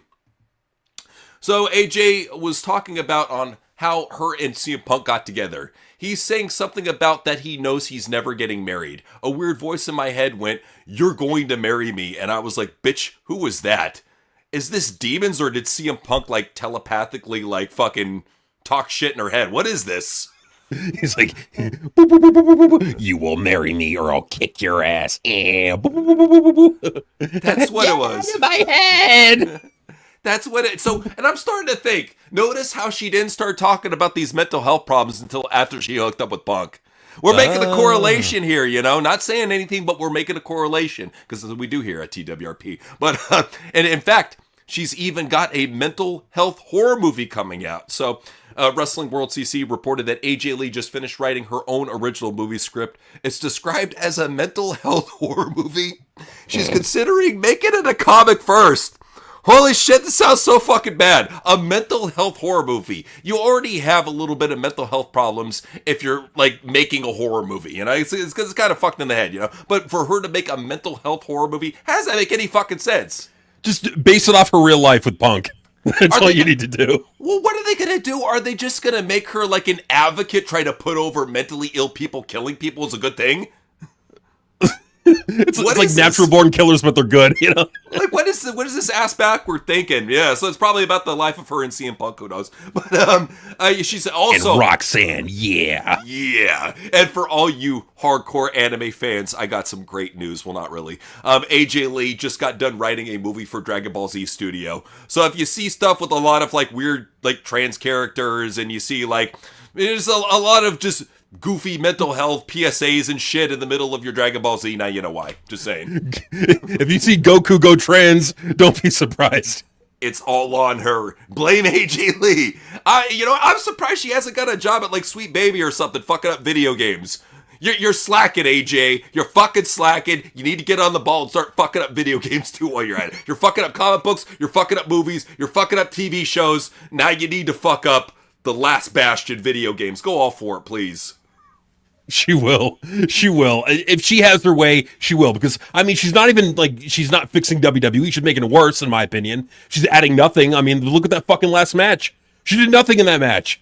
She got the worst pop out of the whole night. And, they fucking crickets from the San Diego crowd. They did not give a shit about her. Probably only got, 200K views, a week later on YouTube. So nobody fucking cares about AJ Lee no more. But let's go ahead and talk about her just great husband, CM Punk. So Punk was talking about something that's personal to him. So he's talking about what happens when you bring AJ Lee's name into a WWE storyline like Drew McIntyre did. And this is what he had to say. Okay. Drew McIntyre's just kind of a next level personal thing. You know, said some things about my wife and my dog Larry. Fucking asshole. And you know, I'm not really big into forgiving or forgetting. You fucking asshole. Fuck you. So he knows what I can do to him inside of a cage match. Bro, you only fucking got that over on him because you hit him hard ways with a fucking solid steel toolbox upside the fucking head. He had to get fucking staples because of that shit. You fucking pompous jackass. That's just you getting your receipt because you can't do it with your own fist because you got fucking pillow fists. No, he's so... I'm so sick and tired of the tough guy act and people buy it. Like, he's actually fucking tough. You've seen his UFC matches. How are you buying this facade? What is going on here? Then he says, and I'm just excited I get to do it again to him on Saturday. Yeah, where I lost again in a cage. Dude, he looked like a fat blown out clown with a fucking blood red face. Like, it's just this fat tattooed Elvis with a busted open face, just bleeding on the mat, fucking looking like shit. I'll give Punk credit for getting busted open. That's the only thing I could give him credit for. He botched like a motherfucker. His gas tank was depleted like 30 seconds into the match. Blows out quicker than Ultimate Warrior. It's like, oh, what are you going to do with this guy? You know what you're going to do with him? You're going to repackage him. We're going to make him CM Elvis. Oh, CM Elvis. Yeah, have him come out swiveling hips and fucking bell bottoms. Yes, in the Elvis tracksuit. Love it. Money. I got my blue suede shoes. Yeah, they're fucking amazing. My daughter Roxanne got it for me. Yeah. Oh, dude, the nerds would still be doing up close snaps of his fucking ring boners and shit. Yeah, they would love that shit. That's how they do. But Punk was talking about how he wants the women to main event Survivor Series. All right, that's why I'm putting it on the pre-show, you fucking asshole. Right. Yeah. How'd that go, Punk? They go well. They go real well. So, yeah, Punk obviously shit the bed with that one. Obviously doesn't have much backstage pull. And it's obvious that Triple H, he's a petty motherfucker and he'll do shit like that just to fucking stick it to people. So, there you go. But you know what? That's what he does. That's not going to stop Saraya from sucking his nose. So recently she did an interview and man, talk about some yak sucking. So here's what she had to say, that she's always had a soft spot for the chief content officer Triple H for the opportunities he gave women during her time in NXT. She said that with Hunter, I always held a soft spot because he helped the women more than the people realize. When he took over NXT, he trusted to have these long matches. That's not a good thing. He gave us time. He gave us opportunities. He let us do moves that women weren't doing before or hadn't done in a very long time because he's a fucking retard that doesn't understand safe professional wrestling. What we should be talking about, Saraya, is the soft spot on your skull for fucking saying this shit. Oh, God. Sorry. Not sorry. Yeah, we get it. You want to be back in WWE. You don't need to suck this much dick to get back in WWE. Triple H is going to be desperate enough as it is with Cena going away, Brock going away, Roman Reigns meaning nothing, and him probably going away. Like, he's going to need as many stars as he can get. He should be sucking your titties, not other way around. Damn straight. You don't need to go out of your way for this shit. But she did. She also says that Triple H gets the brunt of criticism when WWE creative isn't well received. Notes that there are others who work on the shows. So she says, I'm sure everyone has an opinion on the way he runs it. Yeah, like shit. No one's ever going to be fully happy, and there's going to be people that are really happy with the way it's going. Nobody is. I think he's doing a great job. I feel there's not much I can say because it's not just him. There's a room full of writers that are on the road and at home, and there's so many people that are writing the show. So if something's not great, a lot of people go on the attack with Hunter, and people don't realize it's not just him. He's just trying to put on the best show that he possibly can. Then how come you're not holding him accountable for the fucking show? You're trying to put all the blame on the fucking writers and everybody else but Hunter. It's his show. Yeah, he's the Vince McMahon now. Yeah. Well, and that's the thing is that she hasn't been in the company. Like, when was the last time she was in the company? What, 2018, 2019? About that, yeah. It's been a little bit, Back when Vince was the ultimate creative decision maker in WWE. Now that's Triple H. Back then, Triple H was not that guy. He was kind of in the Bruce Pritchard role at most. Now, Triple H is that guy, and now he has that kind of sway. And you don't even need to take anyone's word for it. You can go onto Unreal. You go watch Unreal on Netflix, and you could see Triple H overruling the creative team. They're all saying, yeah, I think CM Punk should go up against Gunther for the title at Mania. And he's like, I don't know. The kids are eating. Yeah, I think we're gonna go with Jey Uso. I think it's his time. Punk's not ready. It's really a trip when you think about it. What we saw in that Unreal documentary, saw right from Triple H's mouth, right from Michael Hayes' mouth, what was going into the creative process. It was very telling, and it's surprising too that a liar like Triple H would be that blatantly stupid on camera. But this is Triple H that we're talking about, so go figure. But we also got to talk about how Saraya has had relationship issues. She says that she's had better intimate experiences with women than men. Look at the fucking men you've been with. right. Brad Maddox, Xavier Woods, fucking Ricky Ratke, Alberto Del Rio. You got a fucking real loser's row there. That's the type that would stand in front of a lineup for who fucking did a fucking drug killing, you know? I'm just saying. I know, right? It's like, instead of getting with Ricky Ratfucker, get with some, like, normal dude. Get with, like, hook up with, like, a millionaire. I'm sure that she could get a millionaire. Listen, that's why you have better taste. And here's the trip, too, when you really look at the statistics, is that if you look at domestic violence, it's usually between lesbian women. Who knows? Maybe if she got in a relationship with a woman, she'd be beat up even worse than before. Who knows? I'm just saying. Yeah, I mean, there is some evidence to that. I mean, there's definitely some truth to that. So it's like, with her, she's just got to make better decisions. Like, sucking Triple H's dick is not a good decision. It's just so tragic to see a woman that has talent like her, to see a woman that's not a bad promo like her, to see a woman that has a character like her just grovel like this. You don't need to do this, Saraya. You're too good to be... I hate to say this, you're too good to be doing this shit. They need her more than she needs them. Absolutely. That's just the hard facts right there for people that don't want to believe it, but that's how it is. They need Saraya badly for their women's division. She's still fairly young, too. Keep that in mind. But somebody who the clock is ticking on is Natalya. Now, she saw recently that Zack Ryder came back and she had to do this just very strange cosplay. Whoa. Ew. What Ew. Dude. Ew. Dude, who the fuck dressed up their baboon in this costume for Halloween? What is this? Hey guys, I dressed up my baboon as Zack Ryder. What do you think? Ah! It's ripping my face off! That's what I think. Oh, terrible. Ah. But we got to go ahead and talk about Bronson Reed. You know, he saw our little Survivor Series intro video and saw, that he robbed all the pies and Julian. And he just had to say this. He said, I lied. Just made my first sweet potato pie. Gobble, gobble, dogs. How long do you think it took him to eat that? I'm guessing 2 seconds. Like a blink and you miss it, just like, what? What pie? What are you talking about? You saw his pie eating skills. That boy can wolf him the fuck down. Him and Nia packed that shit down like nothing. But we were showing you a little Natalya cosplay earlier. Let's talk about the man himself. One of the most infamous marks on modern wrestlers are marks. We got to talk about Matt Cardona. So he loves doing this, sharing intimate text relationship exchanges with his wife. So he says, Chelsea says, he says, I wipe my hands and neck on a towel that I'm fairly certain you wipe pee up with. Oh my god, please tell me that's not the case, please. The one that's in the dirty section? Yes, it's pee. Fucking gross. You're having your wife wipe her face with your fucking piss towels? Fuck you, gross fucking dork. Hasn't this guy ever learned how to shake his dick? Is it too fucking tiny to shake? Probably is.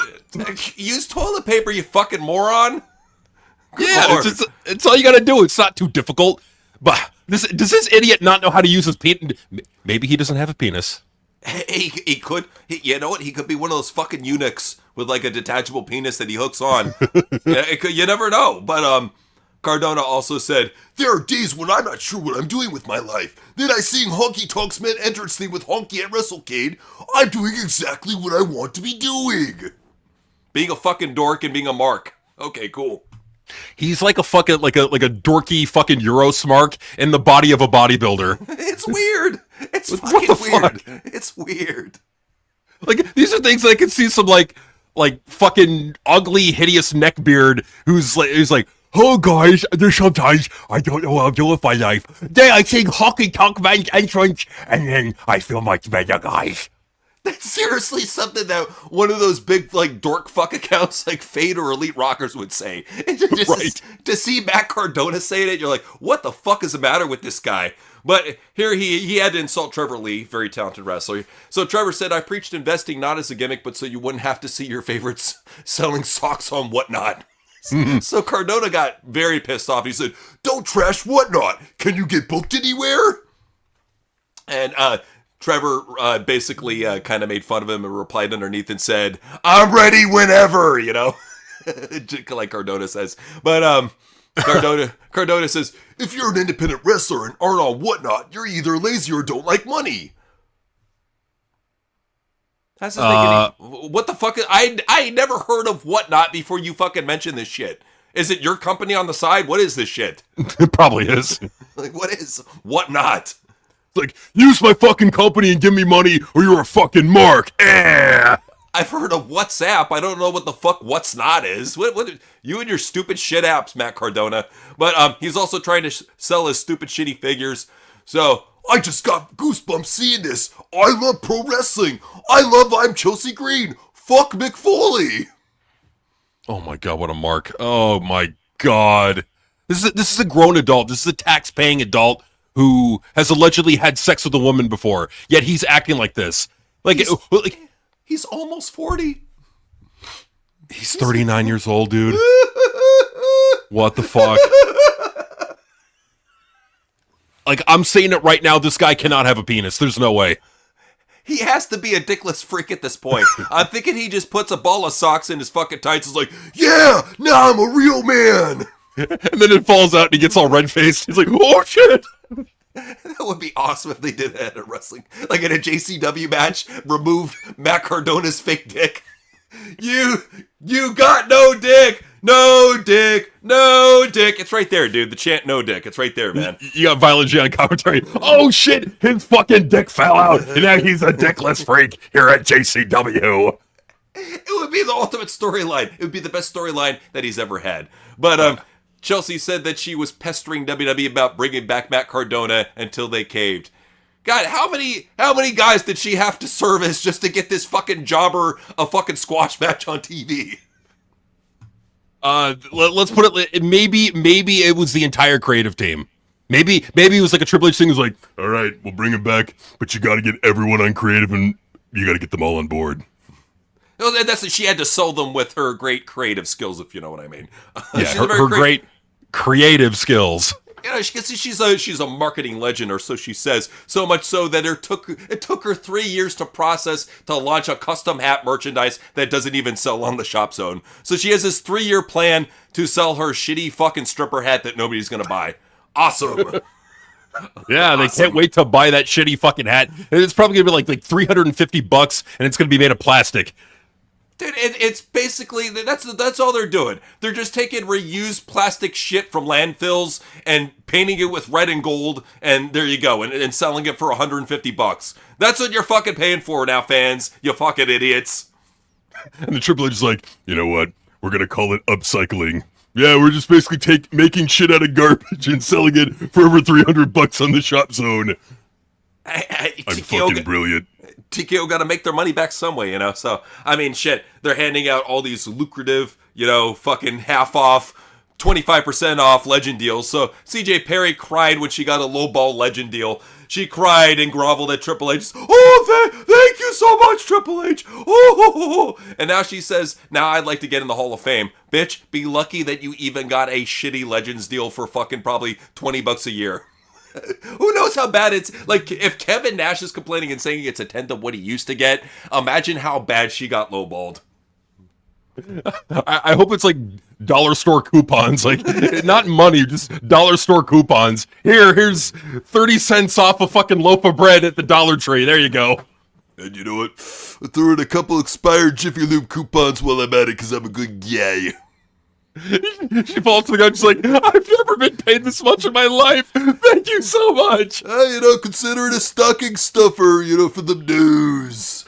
And you know what? Because I'm a nice guy, I'll even take a dump in all your stockings. Eat up. Hey, you know, it's a free meal. It's been a while since she's had one. She's just licking her lips at the thought of that gracious meal that Triple H left her. But you know what? Tony Khan's been serving up a lot of shit too. He served up this big piece of shit named Hook, and Hook labeled himself as the greatest second generation wrestler the business has ever seen. He said, "Hey Joe, you were right. All these rednecks are too stupid to realize they're looking at the greatest second generation wrestler this business has ever seen." Like, bro, you look like a tampon with a broccoli haircut. Shut the fuck up. I mean, the Hook, out of anyone to be talking shit like he's tough, come on. Like, no one's buying it. You know, honestly, I think Daniel Garcia looks tougher than this guy. At least Daniel Garcia, like, can kind of get, like, at least the chicks with his stupid fucking rip-off Fandango dance. What the fucking Hook get? Like, not even gay dudes want to fuck. Like, nobody wants to fuck with Hook. They're just like, fuck this guy. They don't want to fuck with him. They just want to say, fuck off. Fuck off, Hook. Nobody wants to see you. But nobody wants to see Sheamus. He's always talking about his banger matches and how he needs more bangers. So here he is saying, I just need that one last title. And his wife's like, you're a fucking retard. I'm going to go buy you one on eBay so you can shut the fuck up. These poor wives of wrestlers, look what they have to go through.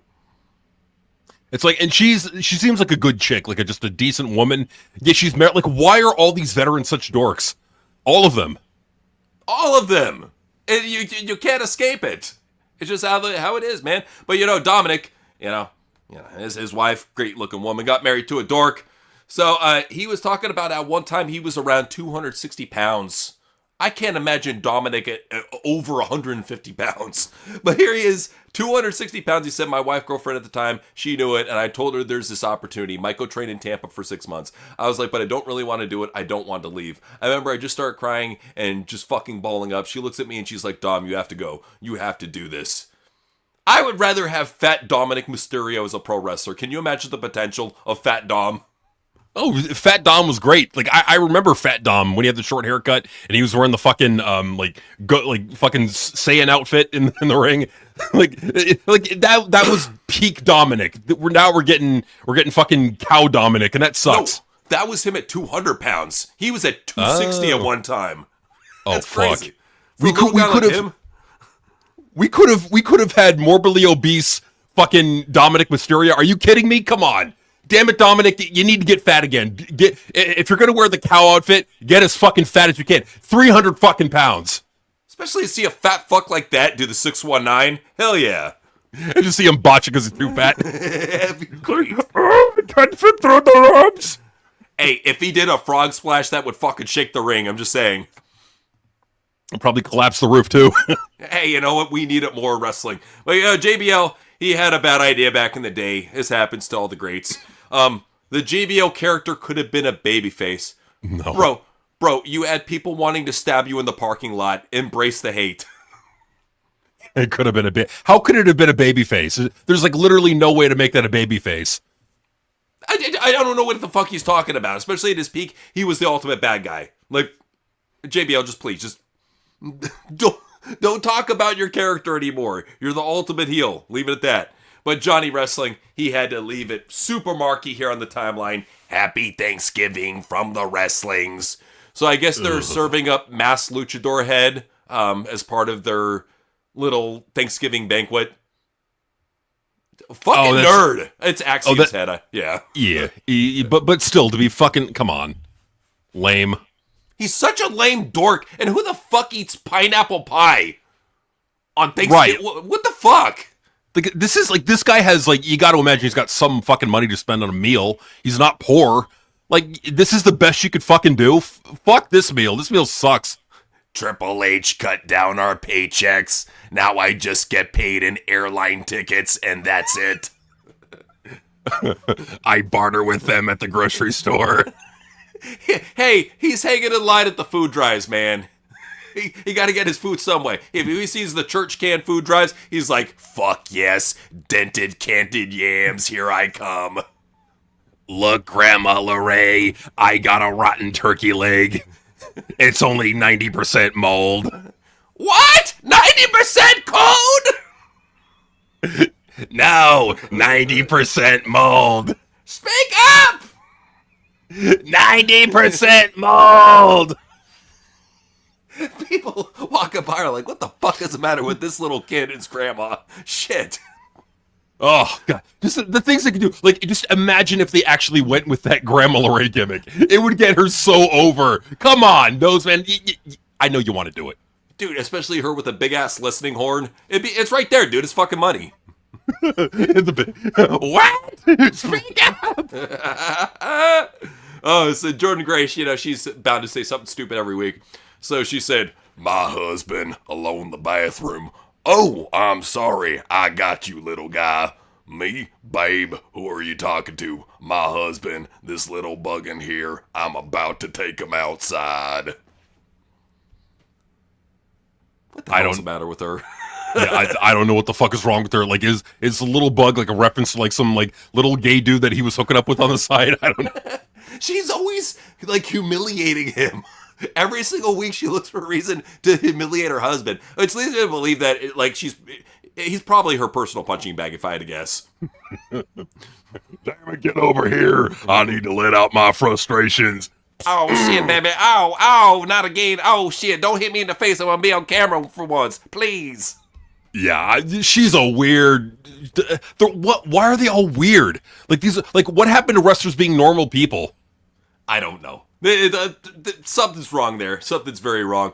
But let's go ahead and talk about Orton. This really depresses me because we have respect for Orton. Javon said, I'm so sorry. Randy said, it's okay. You're the fucking man. Randy, and this is what the fan said, Randy knew those mistakes can really bring down confidence. The way he comforted Javon after that botched RKO just shows how damn professional Randy really is. Heart emoji. I mean, knowing Randy, you probably took him in the back and rubbed his feet. Hey, you saw how he was with Speed, man. I think he's been having a little bit of jungle fever lately. You know, when I saw him listening to the 16-year-old teen Black Girl playlist, I was like, maybe he's cornholing. Just saying, it's a possibility. I mean, you know, who knows? There's a lot of things you could do with the foot. You know, just put it that way. He loves feet. That he does. But you know what? Let's talk about Cross. Cross, I hate to put Cross on here, man. This really is disheartening. But he says that former NXT rival Finn Balor is really underrated and deserves to become world champion again in WWE. He's really, really tough. I don't know what his current weight is. Probably $150. Obviously, he's on the lighter side, but Finn hits harder than most heavyweights, and he's tougher than most heavyweights. You don't need to put this guy over. Please stop. Cross, don't. No, just no. Never. Just like, I'm going to stop it there because I don't want to subject you to any more distaste in your mouth for Killer Cross. I'm going to leave it right there. I just got to say that one more, like, the guy's a complete freak. No. No. In the bedroom? Please, I think that's what he was talking about, unfortunately. Cross. No, no, come on, what are you doing? Fuck, this is so disappointing to see. Oh, but Swerve, he was talking about his recent eating regimen and what it's like being a heavyweight. And he says that sometimes it's miserable to maintain his new bulkier physique. He said, I'm definitely bigger and it's miserable maintaining it because there's times when I'm in bed and I'm like, I gotta get one more something because Applebee's is my go-to at like 11:45, 12. Most places are closing down. So let me order just a salmon and asparagus and rice. So it gets there and I'm like, I don't even have the energy to use a fork. I'm just picking at it with my hands to my mouth and in bed just feeling like crap. I would say to him, who the fuck is peer pressuring him to be a fucking heavyweight? Tony likes skinny little dudes. In fact, he probably wants Swerve at his twinkiest. Swerve has never been an undersized guy for that matter either. So I don't know who the fuck is peer pressuring him to be this massive, bulky heavyweight. Yeah, who's who's telling him to do this? So it's like you wrestle in AEW, you could be like 100 pounds, like 5 foot tall. It's not gonna fucking matter. You'll be pushed as a fucking world heavyweight champion. Like you don't need to bulk up there. Now in WWE, yeah, maybe. Right. I think that he's always had at least a decent physique for the big leagues, whether it be WWE or AEW. At 225, you don't need to get much bigger than that, especially with most of the heavyweights being undersized anyways nowadays. So he wants to stand out and he's willing to torture himself to do it. Go ahead, man. But somebody else who put some torture out on their timeline was Thunder Rosa, who felt the need to let everybody know that she's divorcing her husband in some fucking press release. So I don't know why she felt the need to let everybody know she's getting divorced after a 14-year relationship, but here it is. Thunder Rosa's on the market. So if you want a crazy Mexican chick that does OnlyFans kitchen cooking videos. Have at it. And she's gonna have so many simps coming after her now. I mean, it's gonna get like rough for her. Like she really shouldn't have done this. This is a really fucking stupid move. Oh, they're gonna bombard her. She put it out there. She wants the attention, obviously, but so does Tommy Dreamer as well. So Tommy said, "Please don't give Vic Joseph and Booker T any grief. They can only see from their monitor. I got there late. It was a dark arena. I'm wearing all black. I missed catering. I was hungry. I ate my NXT Gold Rush Golden ID. I thought it was a golden chocolate bar." Okay. All right. Okay. All right, Tommy. Oh, like that's beautiful. it's there's something there with Tommy. There's something there. It's just you got to get it out of him. You got to get the funny and the creative out of him. But like having a fucking work rate dork like fucking Hunter Johnson is not the guy. I think there's something there with Tommy Dreamer.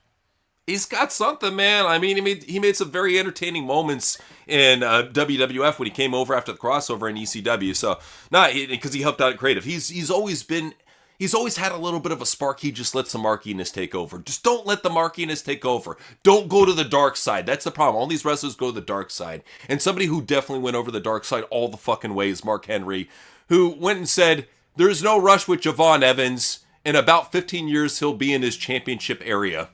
Oh, God. Yeah, that will really get over with all the fucking smarks who love Javon, you fucking dumb Mark.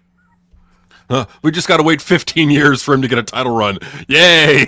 What an idiot. Why would he fucking say that? Like, especially Javon. Like they're trying to push Javon as one of the top young up-and-coming guys in NXT. 15 years?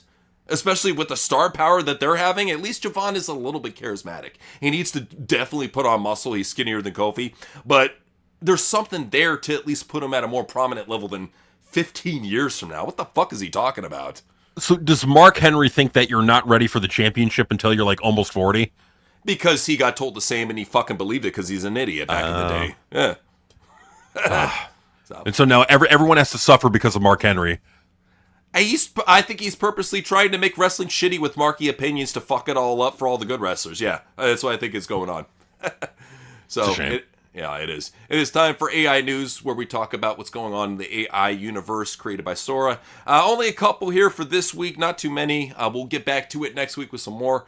So, first off, this was circulating online. This is a float that was apparently part of Macy's Day Parade. Rolling down 6th Avenue, it's the American Dream himself, Dusty Rhodes, larger than life, and right at home on this Thanksgiving morning. Let me tell you something, baby.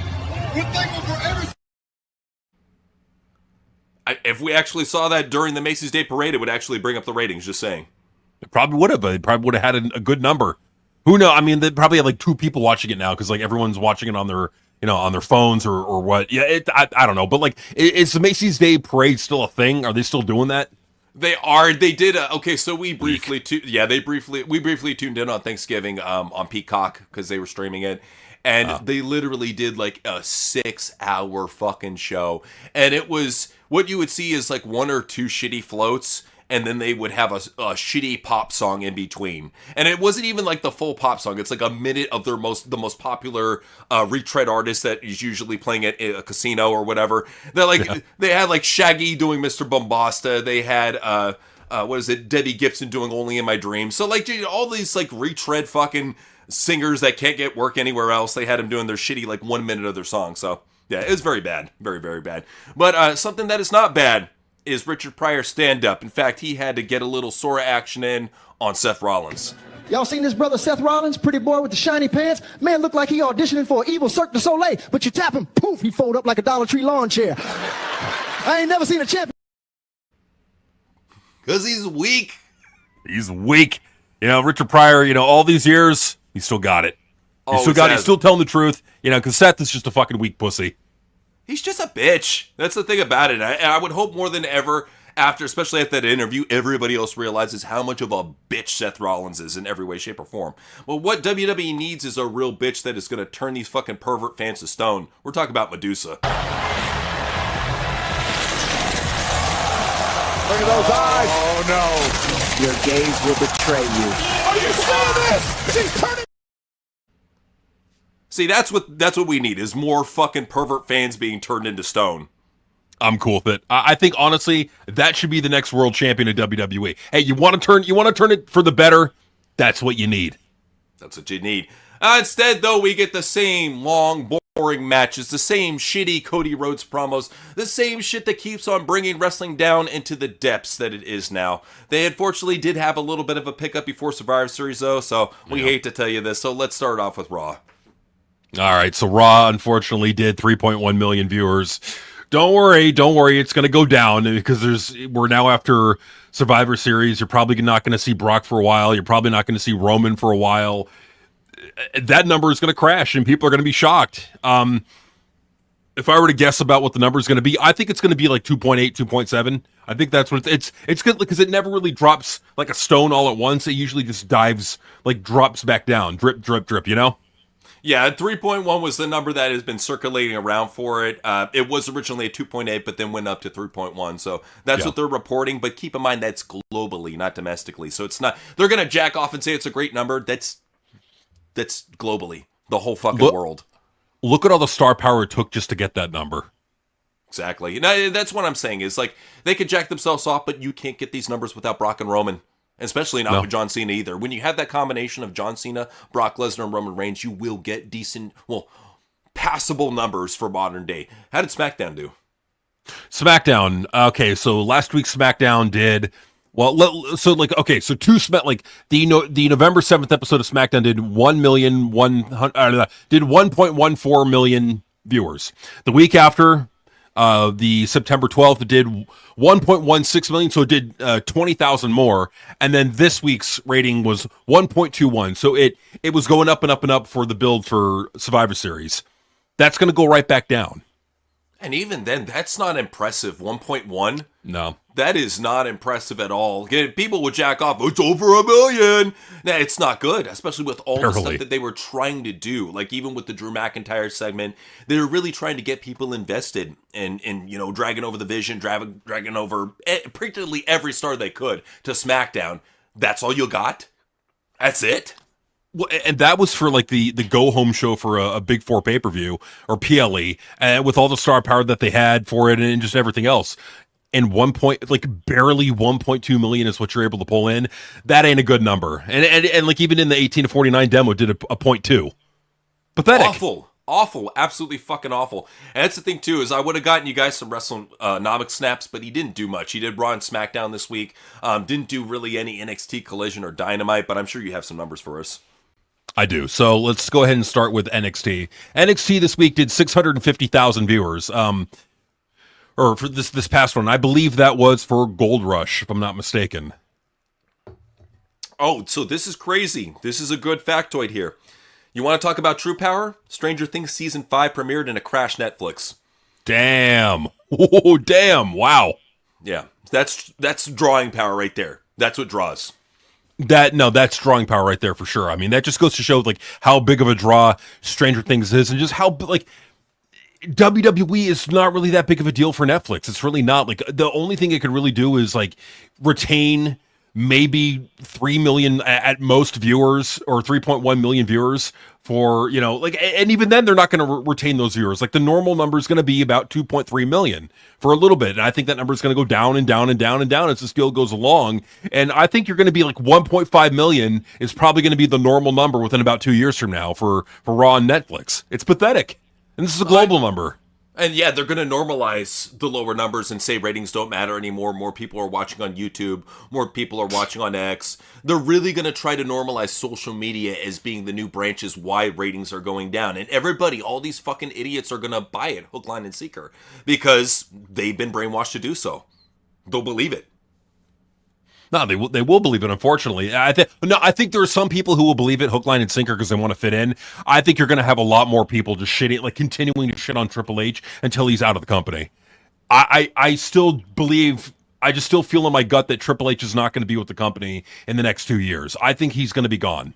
Well, that's why we think he's getting in this Hall of Fame bullshit. All this just dick-sucking bullshit right now is basically his swan song before he gets out of here next year around summertime. That's our projected time. It could be pushed back even further, but I think that's a solid projection for anybody who's wondering when Triple H is out of office. I would say look to after WrestleMania around May or June, him getting out. Right, and that's when I think he's going to be about getting out. Because like you look at what's he going to do going forward without Brock Lesnar, without Roman, without John Cena? Like when he has a lot less, because like CM Punk is now 47, he's got like maybe 2 years at most, like and barely, probably not even that. Like who do you really have for the long term that's going to really mean anything? That's going to sell you a lot of tickets? Nobody. You can't really depend on The Rock coming back. Who do you have? Nobody. Yeah, Batista's not going to come back. Goldberg's not going to come back. He's done. Undertaker's not going to come back to action. Stone Cold's not going to come back to action. You really look at the Rolodex of wrestlers that are still around that matter. There's not many that you can bring back that would accept a role or even are athletic enough to come back. And shit, even more are retiring. You know, you got AJ Styles. He's about to retire. John Cena's on his way out. He's got one more match left in him. Brock Lesnar, who knows? He's probably got a year or two left in him. Roman's probably done by next year. If that. I think he's done real soon. Yeah, I think Roman wants to go to Hollywood. I mean, just look at all the people that want to go to Hollywood. Rhea wants to go to Hollywood. Liv wants to go to Hollywood. Like, and I understand. I get it. Because, you know, wrestling is fucking brutal on the body. I understand. And you want to get paid and you want to really get your name out there. I get it. But the problem with this is that Triple H has got to start building the future. And unfortunately, he's not going to. Like, there's not going to be any replacements for the massive ticket sellers that Brock Lesnar and John Cena are. Even still to this day. Never will be. And that's what he really needs to learn, man, is that these wrestlers are not forever. Even his golden tickets and Seth Rollins and Cody Rhodes, look how banged up they are getting over the years. You can't rely on these guys either. I mean, I know they're no draws, but in Triple H's mind, he's going to rely upon these people. Not only do they not draw, you physically cannot rely upon them because of their injuries. Oh, yeah. No, I mean, they're heavily injury prone. With Cody Rhodes, he's 40 now, so it's like this is the problem with a lot of Triple H. And even if you have Cody, let's say you have Cody, you have Seth, but you don't have Punk, you don't have Cena, you don't have Brock Lesnar, you don't have Roman Reigns. You know what you're not going to have? You're not going to have sellouts. They're fucked. They are so fucked. And they don't even realize, like, I'm sure Triple H kind of realizes that that's why he's trying to get his shit in. But I'm sure a lot of the people backstage, a lot of the writers and whatnot are like, yeah, he's really going to fuck us over, isn't he? Yeah, he will. He doesn't care. It's all about his legacy. Fuck everybody else. Yeah, I mean, what we're seeing, it's all a big Triple H glorification project is really what it is. It's about just Triple H showing his power. And we've been saying that for months. There are people who've been saying, I've been saying that for weeks. Well, we've been saying it for months. We've literally been saying this for fucking months, if not years. About what Triple H is, about what Triple H is all up to. It's all about the power for him.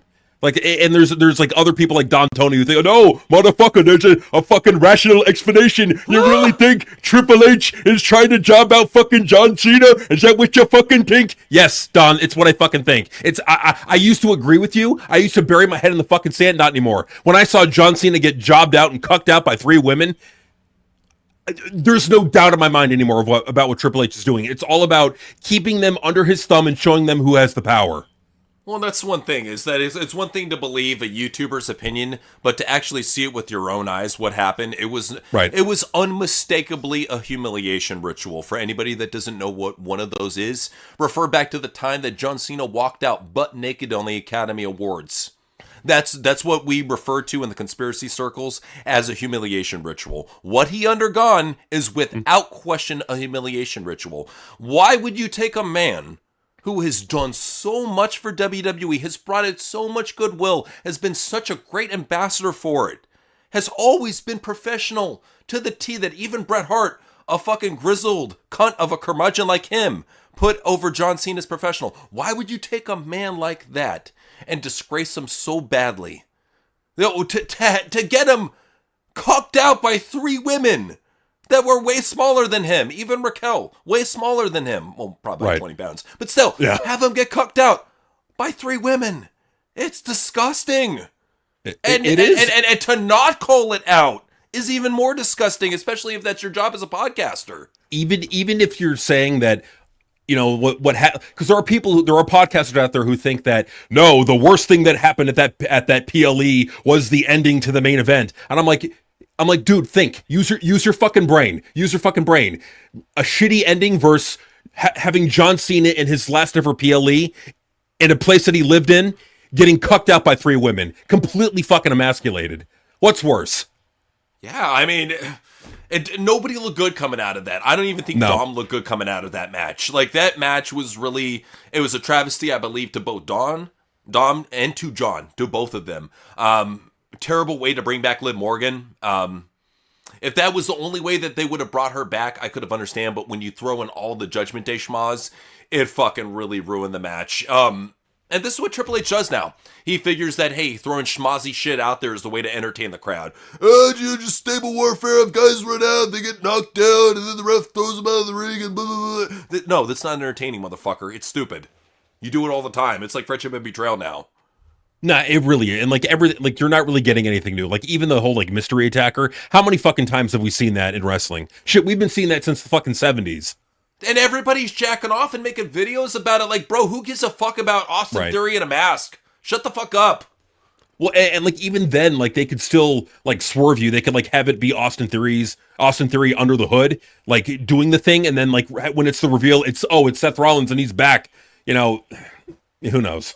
It's just such a stupid fucking angle. It's so fucking dumb. Nobody's going to care about the reveal. It's not like it's Jericho or Edge or anybody that would actually get a pop. It's going to be Seth Rollins or Austin Theory. Nobody fucking cares about that. Well, and like, what's the point of it? Like what if this is to get Austin Theory over? It's not going to work. It's not. There's no possible situation that this masked man character can work out. One fucking dork was like, possibly it's Buddy Murphy, and he's coming over to be a part of the Vision. Oh god, that's even worse. That is even worse. Oh, I would rather it be Austin 3 than that. Fuck. Oh god. Ugh. And then he doesn't realize that these guys in AEW are under like fucking ironclad contracts for like fucking 10 years. So it's not going to happen, buddy. Well, it's like you can't do false advertising, and that's why like those AEW rosters are like legal contracts in a way where it's like if you have them on your roster, that's basically what it's saying is that they're signed to your company and like they're for your show for the most part. Like that's what that's for. And so like if you see Chris Jericho on the AEW roster, it means that he's still signed to an AEW talent contract and he can't be over in WWE. Exactly. I mean, Tony's he plays the legalities as much as he can. I mean, the Andrade situations, here and there, but the guy has to. I mean, he's owned three businesses. He has to keep it professional. So, how did NXT do? All right, let me look it up here. Oh no, so I already said with NXT they did 650. They did 650s. Okay, so for Dynamite, yes, Dynamite. Okay, so for Dynamite, Blood and Guts, they did 600,000. We covered. In the grand scheme of things, they should have had more viewers, but it's better than what they've been getting for a while. This past week, unfortunately, Dynamite did 491,000 viewers. Ouch. Fuck. Sorry, Tony. Pathetic. Oh, damn. How did Collision do? Collision, all right. So the week before, the Blood and Guts Collision did, if this is correct, 289,000 viewers. Yeesh. Oh, no. This is the one before Blood and Guts. My bad. Okay, so this past Collision did 219,000 viewers. Why is it still on the air? With a 0.0 rating in the 18 to 49 demo. Eesh. Jesus. So bad. So fucking bad. Damn, Tony. That's the thing is if they don't cancel it by the end of this year, it will be canceled by next year. There's no way that this show can have a good lifespan. Look at Rampage. Look at Shockwave. Any thoughts of Shockwave being aired? It got killed in the dirt. Rampage got killed in the dirt. Collision is next. Because at the end of the day, it's about advertising dollars for the network or for the station. Like they have these on there, like they're spending money for Collision. But they're expecting to make even more money on it with the ad revenue that they're going to be bringing in. If it's not bringing in a lot of ad revenue and they're spending a lot of money on it, they're probably going to be looking, and it's doing horrible in the viewership too. They're probably going to be looking to cut Collision in the near future. Like it would not surprise me if Collision is off the air by 2027. Well, that's the thing is these hardcore wrestling dorks say that wrestling is not ratings based anymore. No, it is. It is. Because that's where they get the advertisers' dollars from. You know, you got to get the money from somewhere to pay for the production, to pay for the ring, to pay for the travel, to pay for everything that comes with running a wrestling company. It ain't cheap, especially at a high level like AEW or WWE. The expenses out of Tony's pocket, he's probably looking at like $50K a show. He ain't getting that money back. For the tape? Oh, no. You know how much these tapings are? 100K? More. 250? Right around there. Whoa, 250 for a $250,000 out of Tony's pocket every single time. It's anywhere between 100 to like it could be like it could be like 100,000 to like 300,000, like somewhere between there. It's a lot of money. Like these shows are not cheap to produce. That's so fucked up. I know. Good Lord. Wow. So does that do it for ratings? That about does it for ratings. Yeah. Okay. We are good. Alrighty. So head on over to Super Chats, and Modest was saying, current roster equals dorks pretending to play wrestler. That's something that we've always said, Modest, is that unfortunately the current roster is filled with cosplayers. And we don't have a problem with a cosplayer if they can do the gimmick correctly, or if they can emulate it correctly. But we have so many poor cosplayers right now. So many bad wrestlers, even calling themselves wrestlers, when they've never learned psychology, never learned how to cut a promo, never learned how to form a character. Nothing. Like, no marketing genius, nothing about them. This is what we have. It's just a bunch of cosplaying Comic-Con dorks now.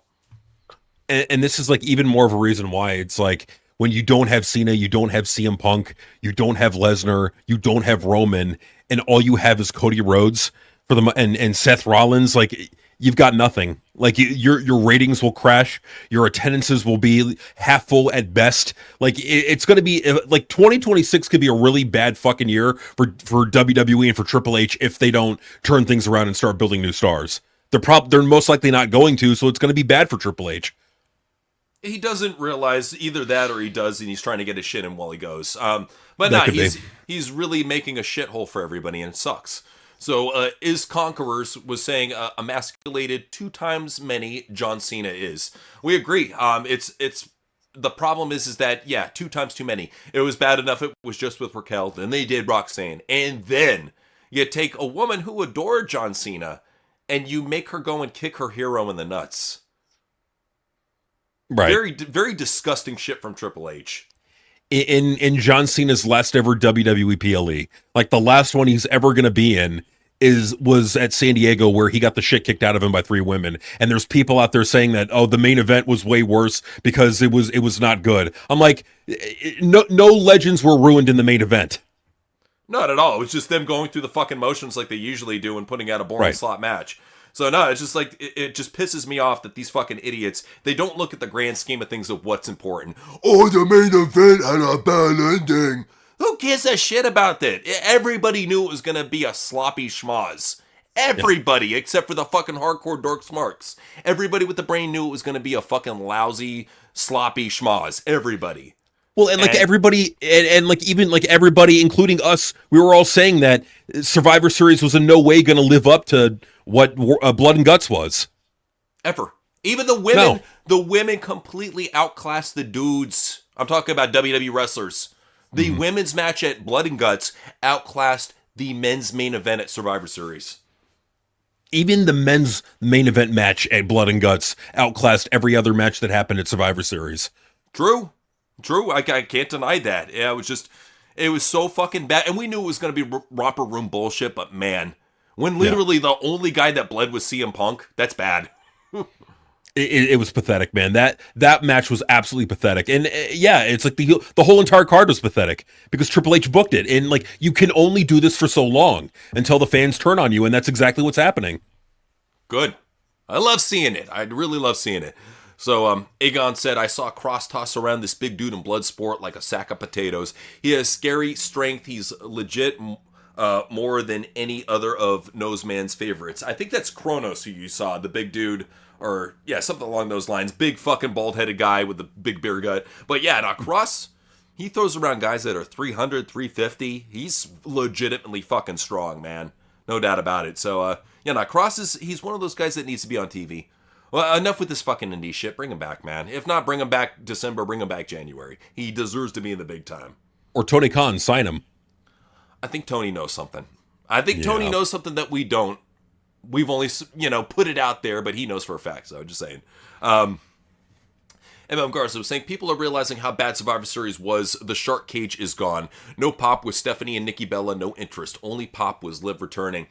And if you really think about it, that was the only, in our opinion, the only really noteworthy thing that happened out of Survivor Series was John Cena versus Dominic, and not for anything good. Like, that was the best match on the show, but that's not, in best, I mean, like, there was at least something going on. Like, every other match was just really fucking boring and sloppy and fucking pointless. Whereas, you know, that match, it enraged me to no fucking end. It pissed me off, but at least something happened, you know? It's something to talk about. That's why it's the thumbnail. Yeah. I mean, it made all the sense in the world for it to be the thumbnail. So, yeah. Aegon said Cena is being bitched out on his retirement. It's sad. This is so fucking sad that more people aren't calling this out as a humiliation ritual, as Cena being fucking disgusted, as him being humiliated by Triple H. I would love to see more people who actually have brains call this out and point out that Cena is being bitched out. Point out that Cena is being embarrassed in his retirement and disgrace. Something Vince McMahon would never do. I would love to hear Vince McMahon's opinions. If Ariel Helwani can get Vince McMahon down for an interview, I would love to just hear his thoughts on everything. Yeah, like, why is no one, like, really talking about it? Like, everyone's whining about the fucking main event. No one's whining about John Cena, you know, being bitched out and cucked out on his way out of the company. Why is no one talking about that? Because these liberal geeks consider it female empowerment, and they love seeing that intergender shit on TV, and they probably look at John Cena as a hero for trying to put the women over or some bullshit. This is how out of touch they are in that company. Like, it's all a big fucking ass-kissing bubble in WWE with Triple H, because you have to, or Triple H is going to get offended and he's going to fucking spite you because he's a fucking whiny little fucking bitch. Such a cunt, man, but... He is. Ugh. Simon Botch said, why do live fans keep yeeting hate that and marks? It's because it's something that got over with the live crowd and it sticks with them. It's easy to do. That's the whole thing about making a replicatable chant or a hand motion, is you have to make sure that even the most retarded person can go ahead and do it. So any retard can go, yeet, yeet, and lift his hands up in the air. He made a chant that is accessible. And a hand motion that's accessible. And that's, at least with Jay, as brain dead as he is, at least he got something that actually got over. So I'll give him that. I mean, he did. And I think what it shows more about the fans is that they really just want to be a part of something. True. And that's what it's all about. It's easy to do. It gives them all something to do together. It's like the wave at a football event. Same thing.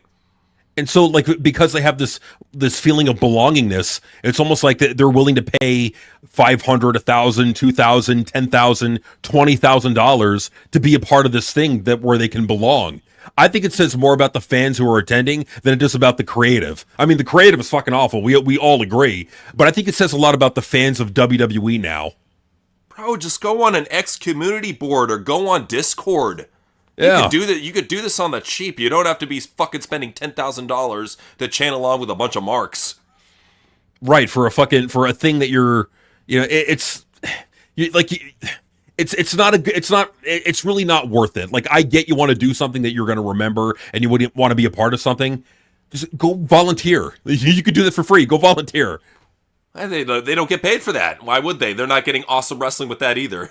But you're also not going like $30,000 in debt to do it. You know, it's like, yeah, fair point.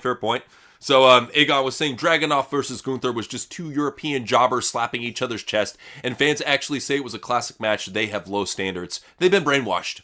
These modern fans have been brainwashed to believe that having bad psychology slap fests, where there are no physical strikes, where it doesn't look like a real fight, where it looks like it's purely choreographed, where people kick out of each other's finishers at least 10 times, and it drags out to an hour long, they've been convinced that that is a good wrestling match.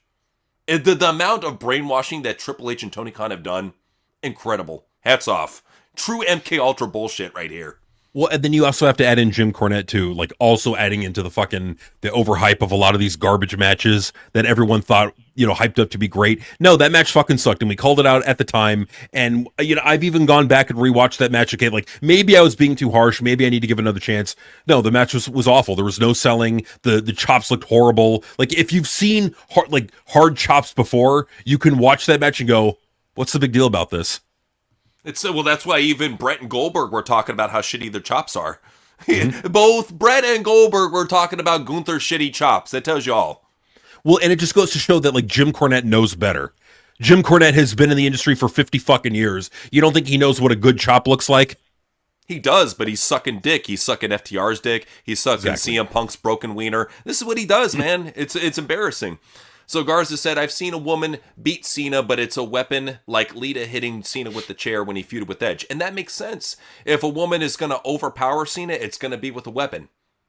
Perfectly understandable in a real fight or a street fight that a woman gets advantage of a bodybuilder with a weapon. Understandable. It's the only way she's gonna. Well, yeah, smacks him in the knee, he then falls down, and then she, clubs him in the head. Like, there's ways to make it look somewhat believable and plausible. But what they did, I mean, having little tiny Roxanne do a Canadian destroyer on Cena, come on. Dude, he got jumped straight up by 2 women with no weapon. Bodybuilder John Cena, 250 pounds of muscle, got jumped by 2 fucking women. And then, on top of that, got kicked in the nuts, if that wasn't enough. And there's going to be people who will try to like talk shit about us saying this, like we're fucking geeks or no. No, what we're saying right now is logic and fact. Okay, what happened to Cena here is the worst part of that whole fucking show. They ruined a legend on the way out because Triple H had to show the power, had to show who's boss. Anybody still sucking Triple H's dick right now is a fully functional retard that should not be listened to, that should not be quoted, that should not even be paid attention to. If you're still sucking Triple H's cock, you are a brainless fuck, and your opinion does not matter in wrestling because you're just a part of the echo chamber. Oh, Triple H awesome! Bangers! Oh, look at all these doors! Look at the ratings go down. Don't pay attention to that though. Oh! There's so many of you. Still to this day. Stop it! Stop grifting. That's all you are. You're a fucking grift artist. Stop grifting. Be fucking real for once in your life. Don't be afraid of losing fans. They're already looking at you like a fake piece of shit anyways. Be real. Just be real. And when we say we like something or don't like something, we'll fucking be honest about it. We did that with JCW last week. We shat on that episode. This week I liked it at the very least. I don't know what NC thinks about it, but yeah. So it's like that's how we feel about it. Like, I really liked it. I really did not like last week's episode. We could be fair and honest about it. We could be here's my thing. Here's my thing about that episode. My 2 cents. Great promo from Vince, great stuff from Vito, but I can't let a couple segments carry what was rather a lackluster show. I'm giving it a 3 out of 10, or rather a 4 out of 10, because you can't carry a show on just a couple of segments. You know what I'm saying? It's like, how people would say, oh, that SmackDown was fucking awesome for that 1 10-minute Bloodline segment, and then everything else sucked. You know what I'm saying? It's kind of like that. No, I totally understand, and that's the thing. Is that and that's another thing too. Is like we can disagree respectfully. Yes, absolutely, absolutely, and that's what I love. Yeah, absolutely. Fuck yeah. So it is time, guys, to go ahead. Oh, you know what? M. Garza said it would have been better if Rox used brass knuckles on Cena. See, that's what we're saying. Yeah.